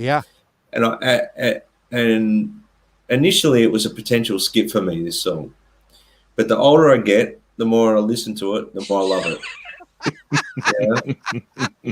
See what happens when you just call a song "Old Man"? It's just that easy. Gotta wait. Well, the reason I said it that way is to relate back to the song Word title. association. Yep. So basically, for me, it's a great vocal from Billy and some beautiful guitar playing. The lead work through the track is very Clapton at times, Peter Green. I'm hearing a nod to all of Billy's influences without a doubt. It's in there. Yep. This song, especially, it's drenched in it. Great harmonies, but the guitar work on this track is stellar. And I used to consider skipping this track, and I never really gave it a chance because I thought it was always like, sounds like Heaven's Door. You know, I was just that was the reason. But the more I've listened to it over the years, and even just the last week of listening to this constantly, this record, I've fallen in love with this song even more. So I'm giving it an 8.5 out of 10. But that score's based on where I've put other tracks on the record at 9 and 10. So yeah, 8.5. Beautiful song, and I don't know why I didn't really get into the song initially. It's funny how songs grow on you at times. Yeah, they just become. It's the ones that you don't sort of relate to first can sometimes be your favorite on the record eventually, and that's why I love doing these track listings and running through them again and reassessing tracks, because you have to listen to their record as they intended it to be heard. Yeah. Interestingly, Mark Tanner said that he is CCR, Creedence Clearwater Revival. Okay. I heard straight away, I thought, Leonard Skinner. There's a Leonard Skinner song that starts like this, Johnny. that slow arpeggiated guitar with the solo over the top. It's I can't remember what it's called. I got it in my head. It'll come to me. But that's what I thought. Bloody hell! It's the other way around. But you think, oh, Leonard Skinner. That's what it sounds like. Again, I'm coming at this arse about face, but that's what it struck me. That beginning it was like that's the thing that sprang straight into my mind. What is that song that goes? Anyway, it'll come to me. Simple Man, is it? I think it's Simple Man. Okay. By Leonard Skinner. If you listen to that, I'll have to go and have a listen. That's where they got it from. Leonard Skinner. But I liked it. I thought this is great. Actually, I like that slow arpeggiated guitar at the beginning. That's really cool. With the things, and as you say, the singing's really good on it, and the way that they sing together. Clearly, that's been worked out, isn't it? They've worked out how to do it. Fairly similar voices, and that works. And great guitar solo. And you've got that kind of that middle eight thing with the two chords and the singing over the top of it. It's it's an 8 out of 10 for me. Yeah, never a skip. Yeah. That's really cool. Yeah, and as I say, that funny thing about Len Skinner. If you guys are Fleetwood Mac nuts, Worried Dream, Something Inside of Me, World in Harmony, a lot of those Peter Green delicate songs, that Peter Green is famous for. I can hear that, in what Billy is trying to achieve. Yeah, certainly. And I just instantly heard that. I'm intrigued now after Simon and everyone else in the chat making comparisons to Lynyrd Skynyrd and CCR. I'm intrigued because I can't in my mind now hear that, because for 20 years I've been hearing Peter Green. So and I can understand why Brad wouldn't have enjoyed the song early on because of the tonal change in this song compared to the other songs that we've been listening to. So I get it. But you've got to be an old man. You've got to be an old man to enjoy it. Either that, or heavily influenced by Fleetwood Mac to appreciate it at a young age. Look, it's a 9 out of 10 for me. It's yeah, I'm intrigued with these other comparisons that you guys have made. So yeah, never a skip though. Oh, Mark Tanner, that comparison to CCR thing. See, Mark Tanner's put the lyrics up. That's one hell of a great song, that is. I love Creedence Clearwater. They're one of my favourite bands. Put a candle in the window. Don't start that. Beautiful. Yeah, So good point. Garrett. We're up to We're on side two. guys. Yep. And great thumping way to start the side two, in my opinion. You know, if you flip the LP over and you hit this track and you've never heard it before, it's like, wow, it comes in with a really nice little drum fill to start the song. Great riff. And I love the accents and the runs in this one. It's a nice shuffling, thumping bass and drums. The little double guitar track playing through the stops is just awesome. The solo is classic Billy Gibbons. It's just at his best. Again, the solo is like a journey. It goes off into another place, and then they bring it back into the song again. I love the way they do that. And I love the way the song ends with that little drum fill. It's like just the way they ended. It's just very cool. Classic vocal like delivery, and the lyrics are, you know, there's a little bit of a tongue-in-cheek sort of thing going on there. It's pretty cool. So I gave it 9.5 out of 10, and I think it's a classic ZZ Top song, and I wish they continued playing that more and more. Even like now, if they start gigging again, I hope Billy, Dusty, Frank, if you're hearing me, if you're watching this back, because I know you are, bring neighbor back. But Simon, they're sitting there going, "What are those blokes talking about?" Oh dear. I can't imagine stroking his beard thinking, what are they doing? Anyway, I mean, yes, completely agree. That big riff, you know, comes in at the beginning, two guitars playing stuff, you know, yeah. Only Andrew. You see, we're the opposite of ZZ Top, you see. Two of us don't have beards.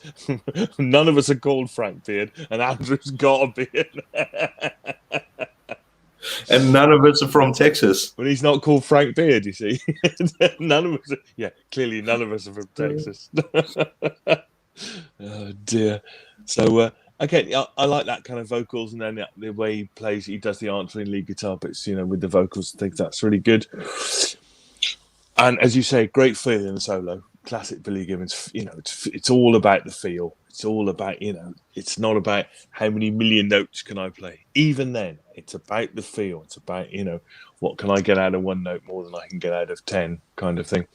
Which, you know, and as you say, the big drum fill at the finish as well to kind of finish it off. Strong opener on side 2, 8.5 from me, and never a skip. Yeah. Yeah, cool. Yeah, I'd love to see this song live. Be a cracker live, you know, fantastic, great. Yeah, great song to open side 2. I love it. I can't add any more than what you guys have said. The drumming is phenomenal, and I have to agree with what Simon said. You know, just leaking those notes out one by one is definitely something that Billy does really, really well. And you just look at some of the footage of him doing it right through his career. Even on this gig here last year, that Peter Green tribute gig, he's standing up there and he's just playing this guitar effortlessly, and things are coming. Something's happening. It's remarkable. Yeah, so look, it's a 9 out of 10. Solid opener. And again, never a skip. Yeah. It's an awesome track, and you could just imagine hearing that played live, just where they would take that to, because there's so much little journey parts going on in there, and there's a lot going on in that song. So it'd be amazing to hear that live. So yeah, guys, do it live, please. We want to see it live. Release another, you know, Netflix special and chuck it on there. Yeah. Well, yeah, you know, you're right. You're right. If there is one disappointing thing about that DVD, it's where it ends. Exactly. But let's hope that, you know, my initial thought was what the? And then I thought, Yeah. oh, hopefully that segues into that's part 2 or something, you know. But What about the way they hop in the hot rod, you know? oh yeah, And man, and Frank hops in the middle there, squeezed in. I But just don't you think that they're just like you watch that and you just think like they're the coolest dudes ever. They're just cool. I mean, Billy Gibbons is just like the coolest guy. He's a badass. He's just like, and he's just awesome. Well, it's clear that the Beards are both riding shotgun, aren't they? And the poor old drummer's always going to be squeezed in the middle. It's clear.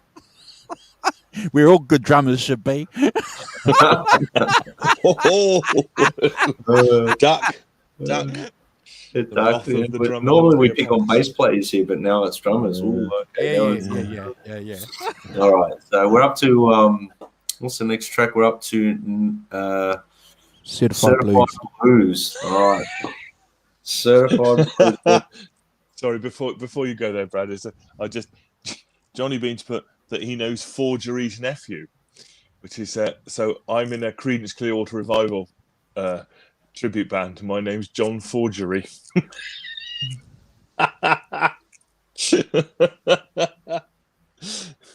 There we are. Let you see Forgery. Who's that? Who's Fogarty. Clearwater Revival. Yeah. You can be in Creedence Clearwater Revival, can't you? Which is a band that's from around here. It's a Creedence tribute band. Yeah. I think there's a Creedence tribute band in every town. Hopefully. Well, there is here in Australia anyway. Well, so we're up to Certified Blues. Great riff. The double time sections of the drums are killer. The vocals are really strong. The vocal melody is really catchy, and Billy cements himself as a solid blues singer with his delivery. Great tones again on the guitar. There's solid chemistry highlighted again. The band are really cooking.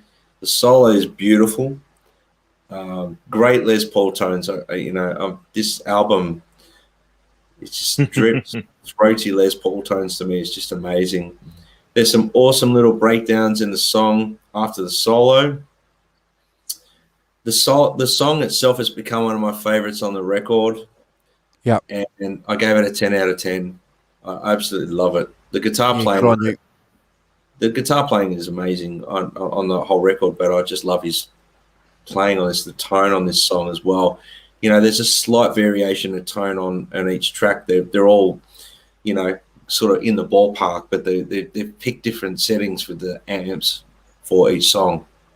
Yeah, you've hit the nail on the head, and that's I'm looking at my notes here too. The subtleness in the tone changes are remarkable. So you know, whether he's fiddled with his guitar or the amp settings or the mic, it's remarkable. So yeah, I have to agree with you.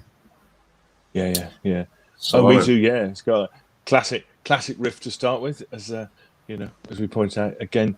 You know, this it was really interesting to me, that thing about listen, you know, this being the blueprint, you know, from which all other ZZ Top springs. And I was surprised. I don't know why I was surprised. I just was. I was surprised that it was so strongly defined and organized on this first record. You know, I mean, I think it's really cool. You know, that you know, they had that sound, they knew, you know, and what they defined, they went on to refine, you know, in later albums. But I think it's, you know, that you've got it. You know, if you've listened to other ZZ Top albums, you haven't listened to this one, you won't be disappointed, because it's still ZZ Top. You know, and that's a compliment, by the way. You know, that it's exactly, it's all there. I mean, I agree, but I like those kind of interval riffs that they do. That he does little bits in between the verses, and at the end where he's got that kind of really, I don't know what it is, that kind of weird driven bass sound on his bass. You know, it's very clear. I don't know how you do that when you put it through a different amp or whatever, but you know, very clear, that kind of, you know, change the sound a bit up for that bit of it. You know, with the call and response over the top. This is a 9 out of 10 for me. Never a skip. Really liked it. You know, it's got the vibe, got the riffs, got the solo. Got everything. Yeah, You know? I agree with what you've said, Simon and Brad. Yeah, I noticed the subtle change in tone too. Serious. This is a serious Billy Gibbons playing this song, in my opinion. So I have to give it a 10 out of 10. I've always loved this song, Certified Blues. I think yeah, there's some kind of seriousness, and I always associated that. And when I look back at some of the notes that I made earlier this week, I think originally years ago when I came across this album and that immediate thought of this being a serious song and reflecting on it again, I'm getting the seriousness because of the song titles that follow this. So obviously Certified Blues, it's a statement. I thought that was always about them being positive, that we are from a blues tradition. And then you go and have a look at some of the titles, and I won't spoil them. Brad's going to introduce them, and yeah, you're in this tongue-in-cheek, humorous kind of ZZ Top, which I think they can pull off really well. If that makes any sense. No, it does, because I don't think many other bands can get away with what ZZ Top do. Always best described as, and I think we throw this term around a lot on some bands, and I don't think it's a title that's deserved. Party band. We like to say party band, but I think we need to make that probably a little bit more defined. But this is my feeling. I think this is the beginning of that party band, but can back it up. It's not a party band that misses chords or misses a chord change or sings accidentally out of key. Never a skip. Well, 9 out of 10. Beautiful. I think that's an interesting thing about the party band thing is that I mean, for me, that there's two sides to everything, isn't there? There's absolutely, you want songs that will get people up and dance and all of that and feel it, but this is the lyrics to this are a bit more serious than that. It's, they're not sort of party band lyrics and stuff. And my favorite on this is Bruce Springsteen. Clearly does that. Clearly has the dance songs, the less serious, lighter stuff that people can dance to, and then has the serious songs. So I think it's that is a tradition of these bands. And I know that Robin, what's his face? Robin Bryant stated that that they turned blues into party music. Yeah, which is what we're talking about here. By having the greatest thing, which is that shuffle beat that is a thing that people will dance to. You start playing that, people dance to it. Whatever you're singing about, it's what you is what you're and that's the whole point about it. And I think it's it is a really good point, Andrew, that about they are a party band, and that's because clearly the way of entertaining people in 1971 is you have to get them to dance, and the way you get them to dance, you play things that they and I notice a lot how much I don't know, it's just me, but when I listen to those records, you understand that they're all dance records. And some, when you put those records on, people, your feet go in a certain way. If I'm standing up and cooking and doing stuff, that absolutely, they make you move in a way, which I think is really interesting. And I, in contrast to lots of other stuff that I don't think makes you move, later on, music, but because it's got a drummer, because of those particular beats, the shuffle beat and that, that they understand that, because that, I mean, if you think about all those blues guys, John Lee Hooker and all of that, they used to play, that was entertainment. You played and people danced, in the dance, the black dance halls of the 40s and 50s. That's what you did, Robert Johnson and all of that is all about going out with that rhythm so that people, people danced. And I think that it's that you've hit the nail on the head about it. This blues thing is, has part of its element is the dance, is the entertainment bit. Absolutely, there's a thread that runs through it, which is good point. Yeah. Well, so we're getting closer to the end of the record, and we've got some absolute crackers coming up. Not that the ones at the start aren't crackers anyway, but Bedroom Thang. This is a great example of less is more, in my opinion. It's a nice, simple riff. It's got the bluesy shuffle. It's, I've got this in my notes, guys. I mean, we're just talking about this. It's amazing what these guys can do with a simple bluesy idea and make it sound fresh. That's an art form in itself, because, there are a lot of blues bands out there that just sound like they're doing like the shuffle, like that just sounds boring. But these guys made it fresh.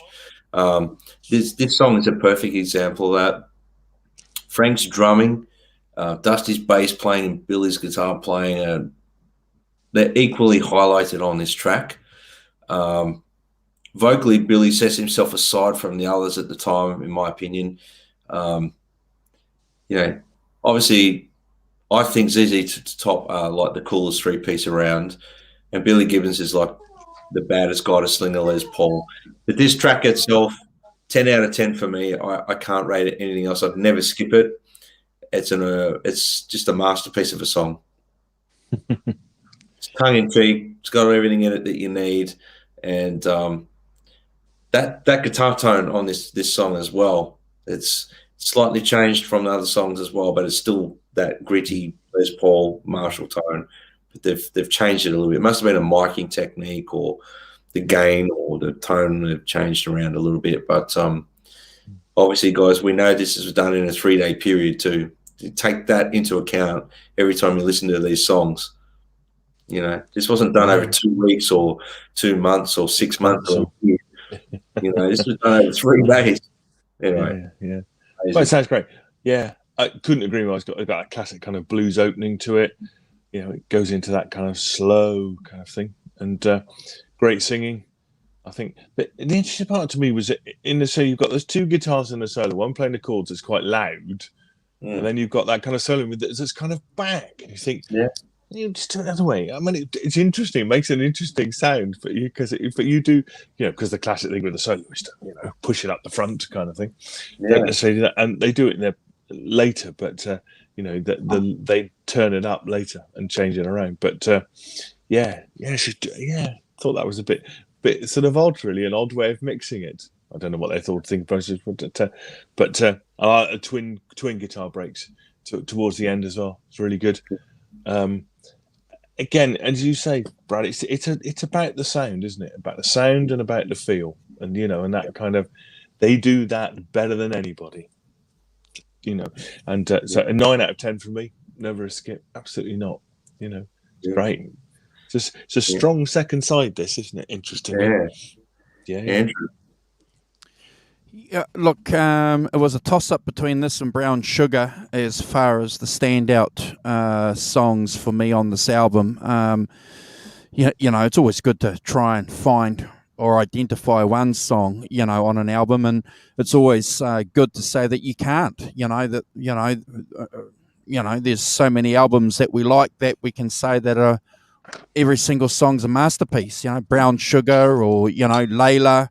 There's a couple of, and more albums as we go through and do these shows, that are going to be just, complete masterpieces. I can't add any more other than it's a 9 out of 10 for me, only because Brown Sugar just is by a nose. But I can understand why Brad would have a strong affinity with this song, because being a Les Paul player and being a Marshall player, nothing is going to get you more excited than a Marshall and a Gibson. So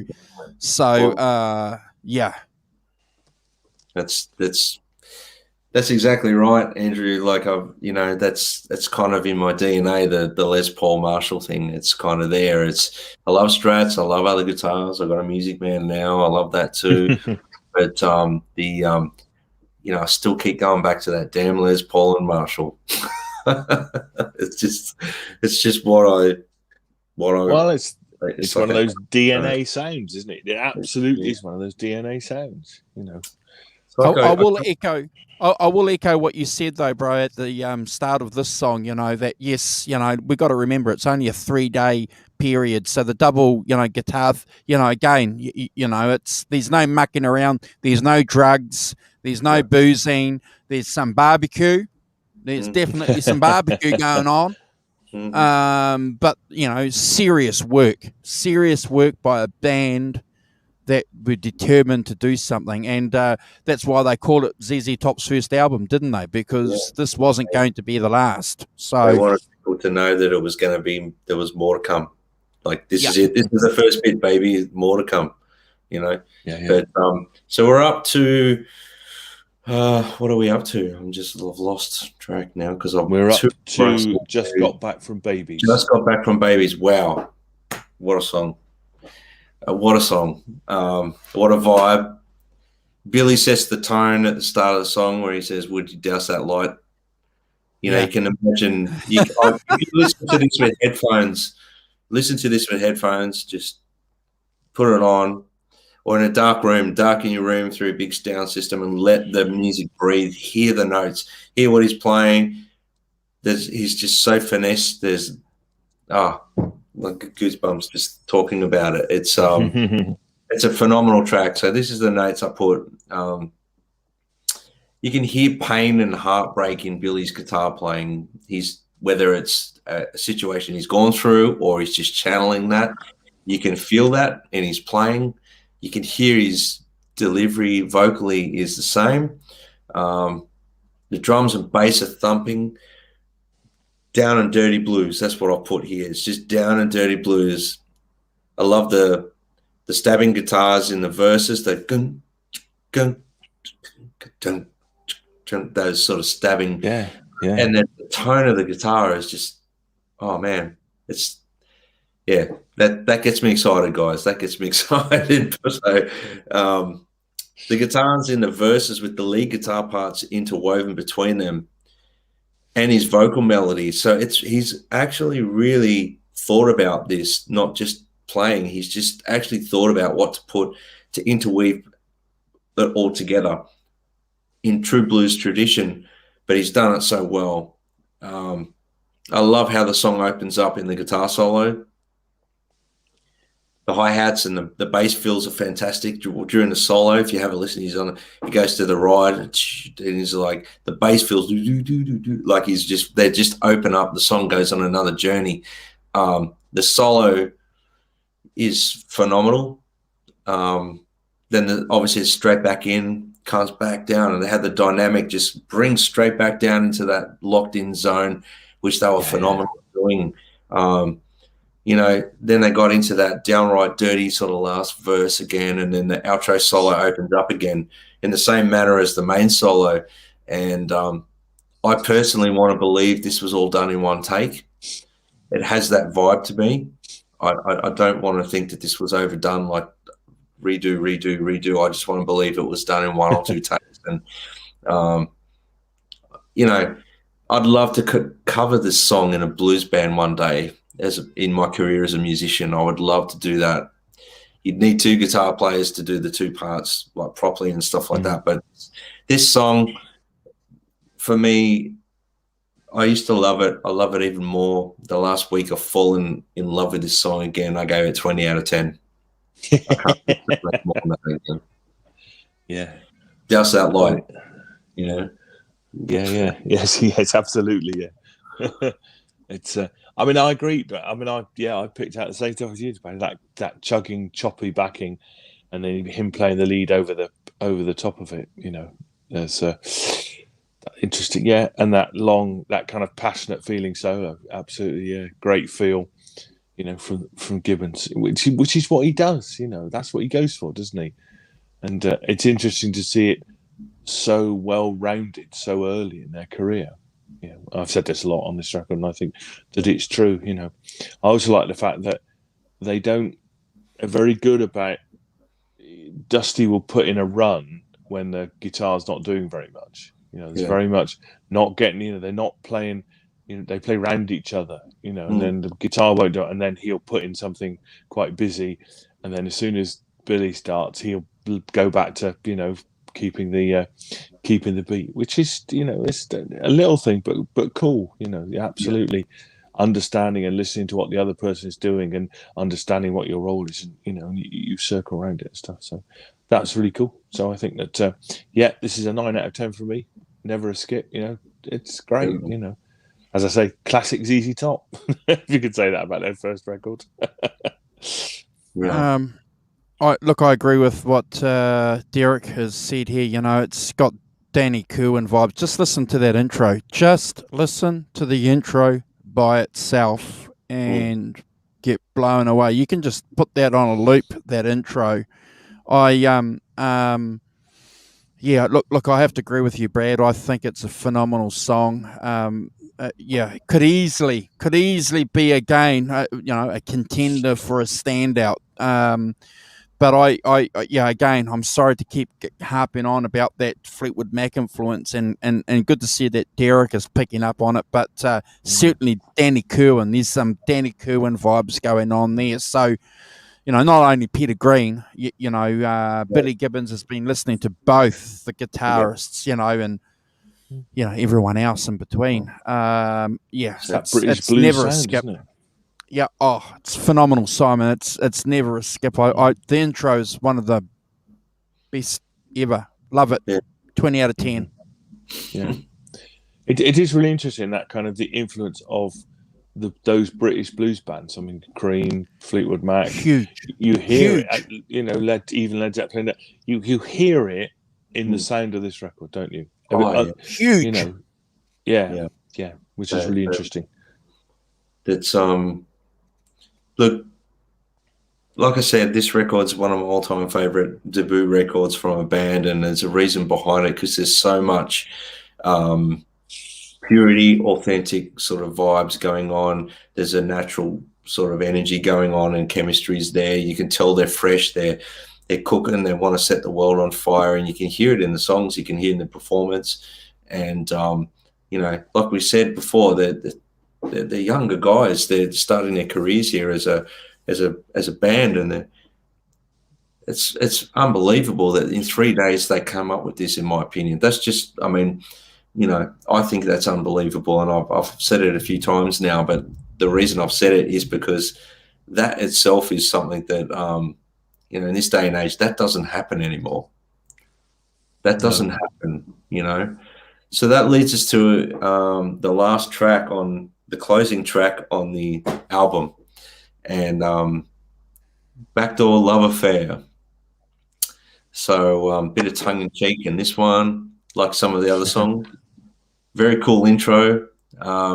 It's a great little riff, and the shuffle feel. There's cool licks in between the vocal lines. The vocals, again, are very solid. The little sections with explosive lead guitar through the song are a perfect example of the dynamic the three-piece has together. The outro is like another little song on its own, and Frank's drumming is outstanding. He's a beast on it. And the outro lead guitar right towards the end is almost as iconic to me as Billy's trademark. The song, I wish it was longer. I wish it didn't stop. It's got more to it. To me, I could sense they could have come back to the song after that little outro section. They could have come back in, but maybe they did live. I'm not sure. I'd have to check on some of the live footage there, but maybe they developed it more as they went along. But I gave the song 10 out of 10, and what a whopping way to end the iconic record for me. Groundbreaking record, great debut record, and Simon. Yeah, well, I guess I picked out another great riff into another shuffle. Absolutely, and the lead lines underneath the singing that he plays as well. It's really cool. The one thing is this the track with the organ that beats up the rhythm guitar? Because Dusty Hill plays keyboards on it. I think there's a keyboard part in this that backs up the rhythm guitar. That's what I hear. Mr. Walton is nodding. I don't know if he's gone to sleep or whether he's... No, I'm just reading my notes. That's right. No, so yeah, which is interesting. Just, and I've heard that before that that using, I mean, it's a sort of Deep Purple type thing. Organ and rhythm guitar play together. I heard that in this, and it's a bit like using a low down piano to beef up the bass sound. Must have a look at that.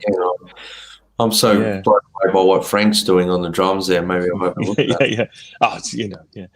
You're right. Frank is the master of the shuffle, isn't it? And what he plays is never, it's never too much, and it keeps that groove and that feel and that vibe going. That that makes people dance. I've said it earlier, and I'll say it again.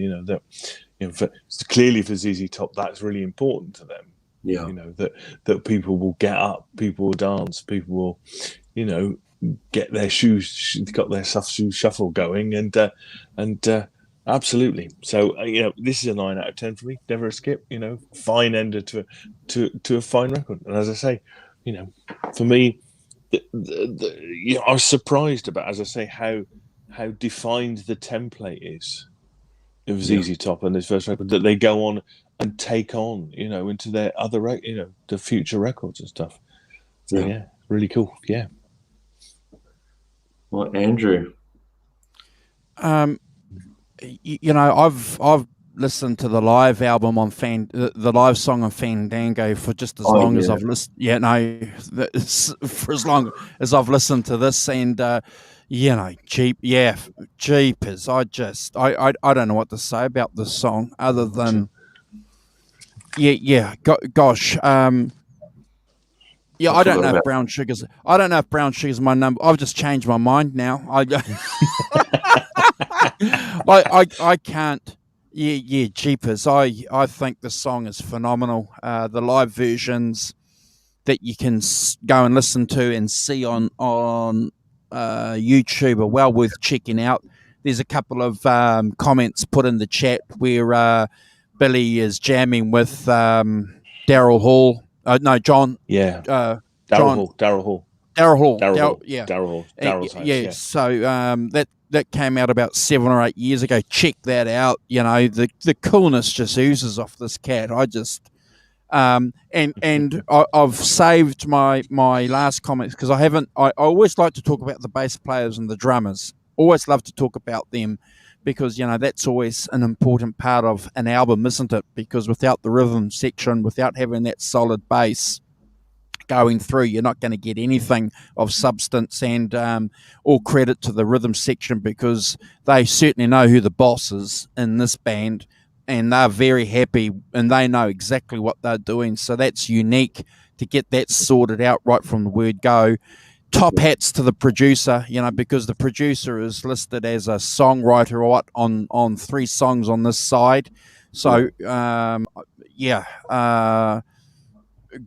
don't know what he did. I can't find anything about what he contributed to these songs other than he is, given songwriting credits. So maybe that's something that we can find later on. I haven't been able to find anything about it. So, look, it's a 10 out of 10 for me. Check out the live version. Wow. Yeah, I forgot about Fandango and the live version on that. Yeah, that's amazing. Yeah. Bill Ham was a musician in his own right too, a songwriter and everything like that. So obviously he him being in the studio, being the producer, he probably would have just thrown in his 2 bobs worth all the time, and they credited him for that, I'd say. And the reason why he is so important to this band, it's a little bit like the Rolling Stones when they discovered their supernatural blues period when they did Beggar's Banquet, when they got Jimmy Miller on. He was a drummer, he was a musician too, and he was able to take them on their second phase through, to super dominant, like alien stardom, so... I don't think we can discount the role of producers, guys, on these albums. I don't think we can do that. So there was something going on, and we like to say it, don't we? Some chemistry, the stars aligned, some voodoo, some deja voodoo, or whatever you want to call it, I just put it down to solid workmanship, solid musicianship. dedication and a plan, and it worked. Yeah. Love the album. It's a guitar player's album. Oh man, the hours I spent sitting there, jamming along. Obviously, not playing it as good as Billy or anything like that, but the hours of sitting there woodshedding along to this album, it's what can I say? If you're starting out or even at any level, it's a great album to just put on and start playing along to and learning the delicacy and the less is more sort of vibe at times, and then how good the riffs are alone, just playing along to some of those riffs. Bedroom Thing, that riff is just phenomenal. Brown Sugar, the riff's unbelievable if you sit there and play that. And there's similarities with the songs as well when you start doing that. But when you listen to it like this, like as an album without being a guitar player or a musician, they just have this immediate flow, which is fantastic.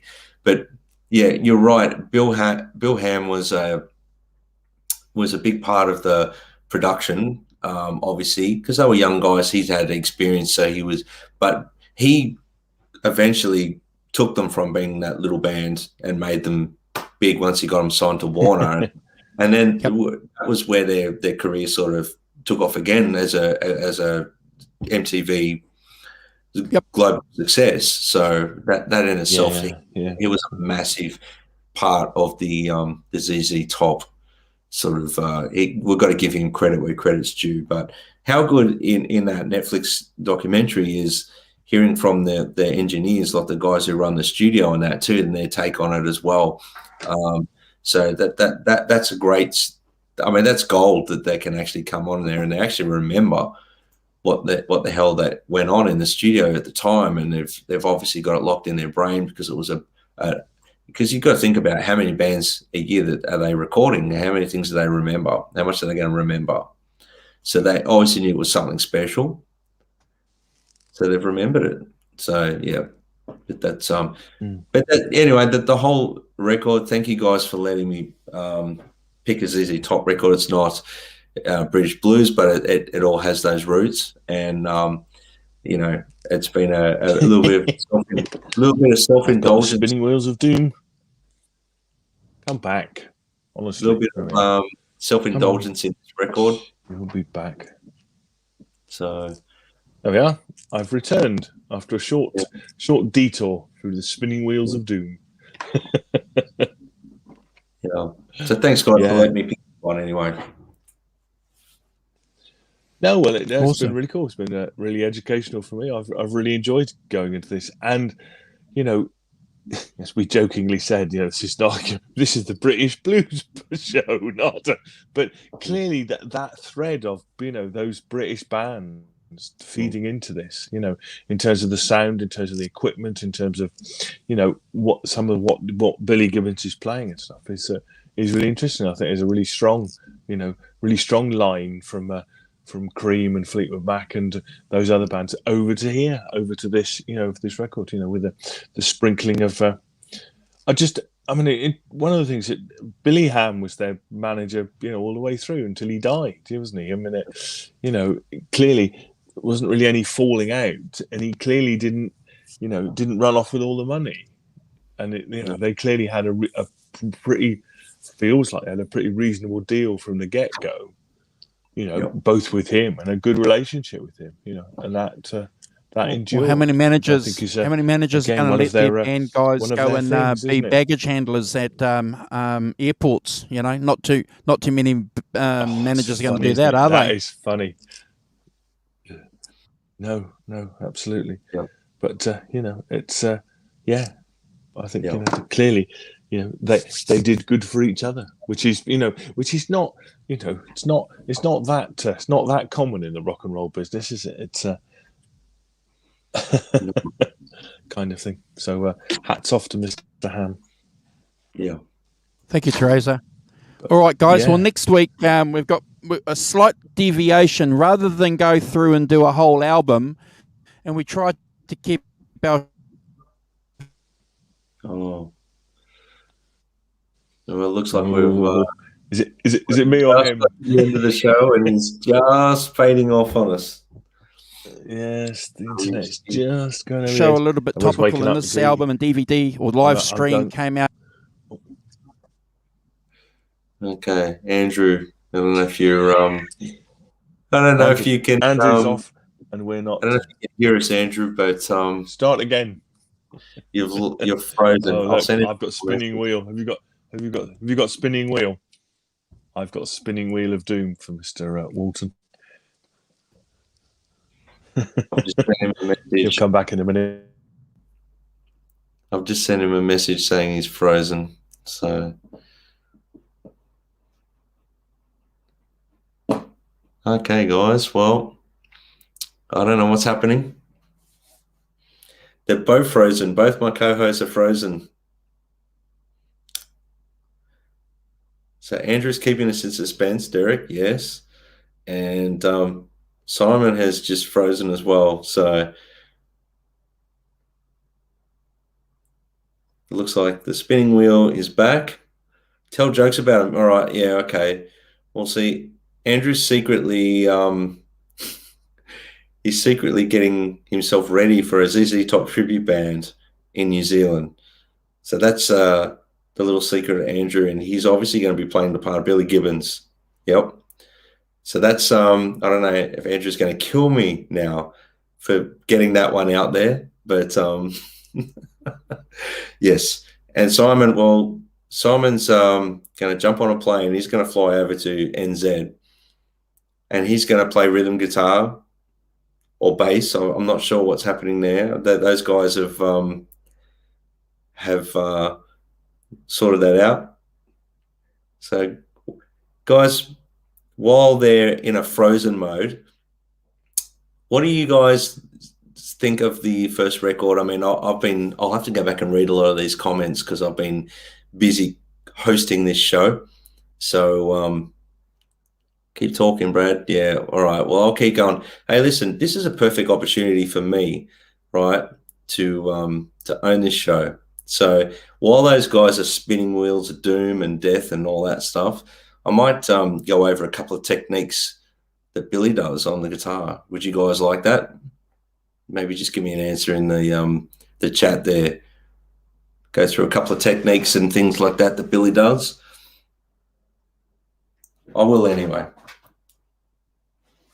All right, so I think this is plugged in. So while these guys are spinning wheels of doom, I'm on standby. All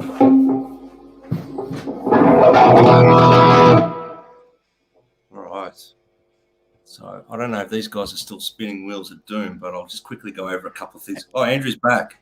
Okay, yeah, sorry about that. I've got no control over the internet connection, guys, so I can't get Simon back. So thank you for hanging around. We've still got 14 people in the chat. So next week we're going to all pick 5 songs each from the latest Fleetwood Mac Peter Green tribute thing. So we'll all come on here live with our 5 picks and talk about them rather than go through the album because there's a whole lot of songs on there. So we're going to pick a couple of standouts that we think individually are appealing to us and talk about them.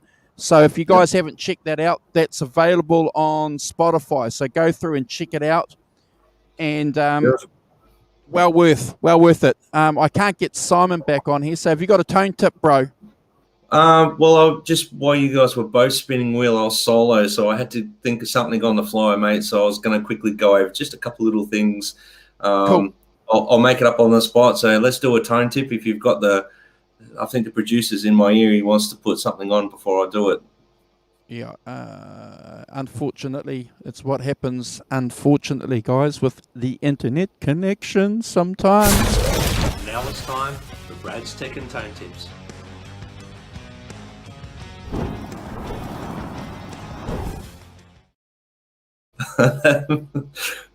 Billy Gibbons would be proud of that little intro. Yeah.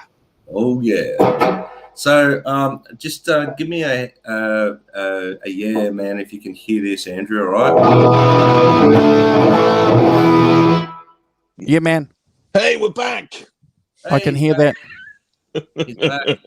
Can you hear me, mother? We're all back. Okay. So we're Blimey. doing I had to take control of the show there, so I've thrown myself in the deep end to do a tone tip. All right. So I was playing along to some of these songs this week, and to get in the zone, I had to pretty much use this quad box because it's got the period correct speakers, so they're greenback. I would say that Billy was probably using greenbacks around that time, and so I'm not sure if anyone can clarify that or not. But to me, when I plugged into the greenback box, it had the right vibe straight off the bat. I was like, yep, so that's where we're at. So I'm basically just the Marshall head. I'm trying to point to it backwards. Just the Marshall head, and that I've got a tiny bit of reverb on it, if you can hear that. But basically, what I wanted to try and explain to everyone is this. Okay, so Les Paul has your volume there for your bridge pickup and your tone there for your bridge. Okay, so Billy would. I'll try and put the guitar up here. Billy would ride the volume quite a bit and the tone. So like this is all open wide. Right.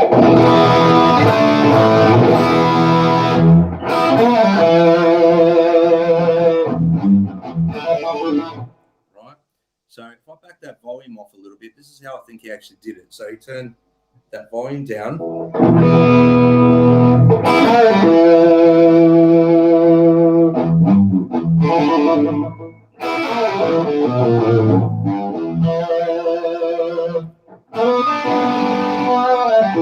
Right, and then to get that sort of throaty tone, I don't know if you guys can see it.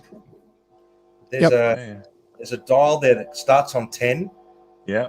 Goes back to 0. So basically, from 10 maybe to about 9 or 8, rolls it back there. That's where on my guitar it sits. Now this is pretty much by ear, right? So I'm not saying that this is exactly what Billy does, but to my ear, that's what works on my guitar, and I think that's the best way to explain it. Just roll your tone back just a little bit to what suits what you're hearing in your head. So that's completely flat.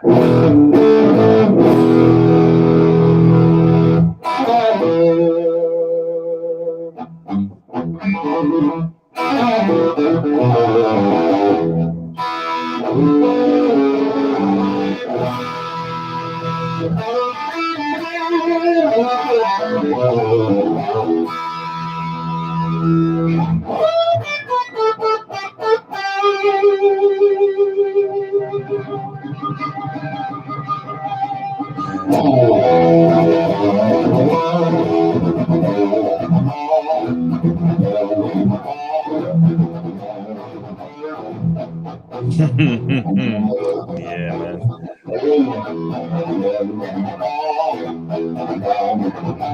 Anyway, you get the idea.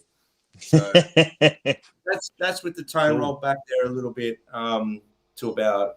So if I had that up on fulls 10, it would have been around 8 or 7.5. Then it's probably not that that you probably can't really hear the difference in through the StreamYard to what I'm hearing here, but even just down like that squank, that's what I was going to talk about. Squank.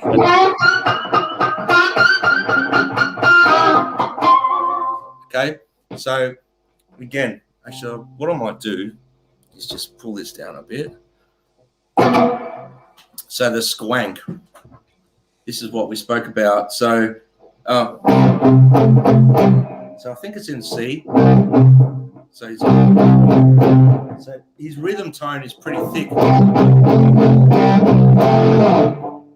that squank, he rolls that volume back.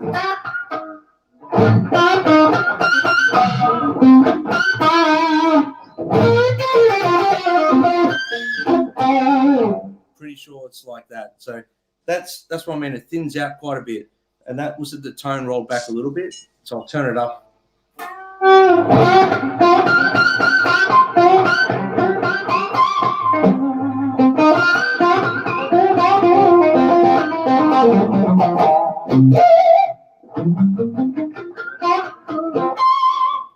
Yeah. Sure do we? Yeah. But I'm pretty sure on Squank, it's a Les Paul like that, not a Strat. But look, it could be a Strat. So I'm not saying 100%, but that's yeah. So that's my little drone tip, guys. The Billy Squank and the tone. Play with the tone knob. No one does. Everyone seems to sort of lack that when they play a Les Paul. Neck pickup wise, everyone seems to do it on the neck, but not on the bridge. Yeah. And man, I've got one of my Les Pauls, and I took the tone out of the wiring, so it was just an open pickup tone. And man, I miss not having that. So I'm going to wire it back the other way because I actually like the tone better, and it's just me. I'm not saying it's right, but I actually like it better when it's wired in. I don't like it open wide, which I know Eddie Van Halen had open wide. So, he didn't have a tone. He just liked that open wide thing. But so yeah, that's pretty much it, and that's on the fly, guys, because these guys went into Spinning Wheel of Doom, so I had to do something. Well done. And what else Awesome. did you announce? Did you announce we were doing something else? I saw all these people going, great choice. Yes, and stuff. Oh, yeah. Okay. So what we're doing is we're going to pick 5 songs each from the tribute to Peter Green that came out a couple of months ago or last month. So we're all going to pick 5 songs each, and we're going to take turns, and we're going to see if we've picked the same songs or similar songs, or because there's a few songs on here. And we'll talk about that. Try and keep the show a little bit topical. Yes, we're the British Electric Blues show, but there's some awesome cats on here who are playing in this tribute gig.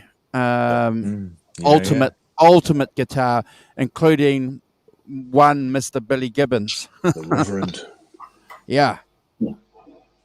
Thank you, guys. It's been a pleasure. Brad, you are awesome. You are awesome, well done, Brad. Simon. Fantastic. 2 weeks of awesome records to listen to. Bad Company and ZZ Top. I've had smiles on my face. Yeah. My beard was smiling. Okay, well, Mark, I wasn't going to tell them. I was going to see if they actually watched back the show where they disappeared and heard my little story, what they're actually up to. You spread the dirt already, eh? Yeah, I spread the dirt. So I said, you've got a ZZ Top tribute band you're putting together. And well, I'm clearly Frank Beard. Well, I said you might be playing bass or drums. I don't know. I said, but Andrew's definitely Billy Gibbons. Look, I got my drum kit set up, ready to roll. Awesome. Thanks, Mark. Thanks, Sonia. It's been a pleasure, especially when you go back and you renegotiate songs albums that you haven't heard for a while that have been so important. So the Texas Trio. I'm back. Okay. We're going to split before we crash again. So, Simon, say goodbye to everybody. We'll see you guys next week on the 5150 show. We've got a special with Dr. Alan Gerber, and then we'll be on here on Sunday doing 5 songs from this tribute. Thank you, Brad. Thanks, you, guys. Thank you, Robot Master Switch, Teresa, Maria de Souza, the Dogpa, Mark Tanner, Sonia, of course, Nelson Rodriguez, Lloyd Hollebeck, correct me, Lloyd, if I'm doing that wrong. Arvin, of course, Derek Claxton. Thanks, Derek, for your insights and stuff. And what else have we got here? We've got the guys from the Johnny Bean Show who rated us. Thank you, guys, for all of that. So I think that's gone quite a lot back in the. So thank you all, guys. Take care and stay safe this week. And we'll see you next weekend for more fun and frivolities. Stay safe. Take care. Thank you, guys. Yes. Bye. Top rap that Les Paul. Top rap it. Top rap it. My friends all told me. Nobody told me to get. You got it. My friend just told me I got to top rep my Les Paul. Yeah. Oh, hey. Baby. Oh, before we go, check this little shout out. Brad Cook is in the chat now, and I posted a story earlier today and asked people if you want to ask a question, you can put it in here. Brad didn't have a question; it was more of a suggestion.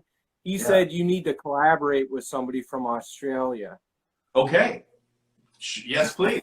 And I mean, how much do we love Brad? Brad is the coolest. He's such a nice guy and such a great player. And again, that's the energy I'm talking about, like that kind of thing where I feel the love for the music first and foremost, you know, when I hear his music. So and I would love to come to Australia, you know, just always looking for real people to work with. Right. Is that our Brad he's talking about, or is that some other Brad? Is that Philip Cease? Good Lord. Wow. Look at that. I still, yeah, that's pretty cool. It is pretty cool. I was chuffed when that happened. I'm still chuffed watching it now. It's amazing. Oh, it's all going wrong. Awesome. All right, we're out of here. I'm hungry. See you guys later. I got some barbecue to eat. I got some squanking to do. I got some squanking. Woo! As long as it's Backdoor love affair. There we are. Quick. All right, we're out of here. Let's stop this now before I have any more spinning wheels of doom. Take care, all. Bye.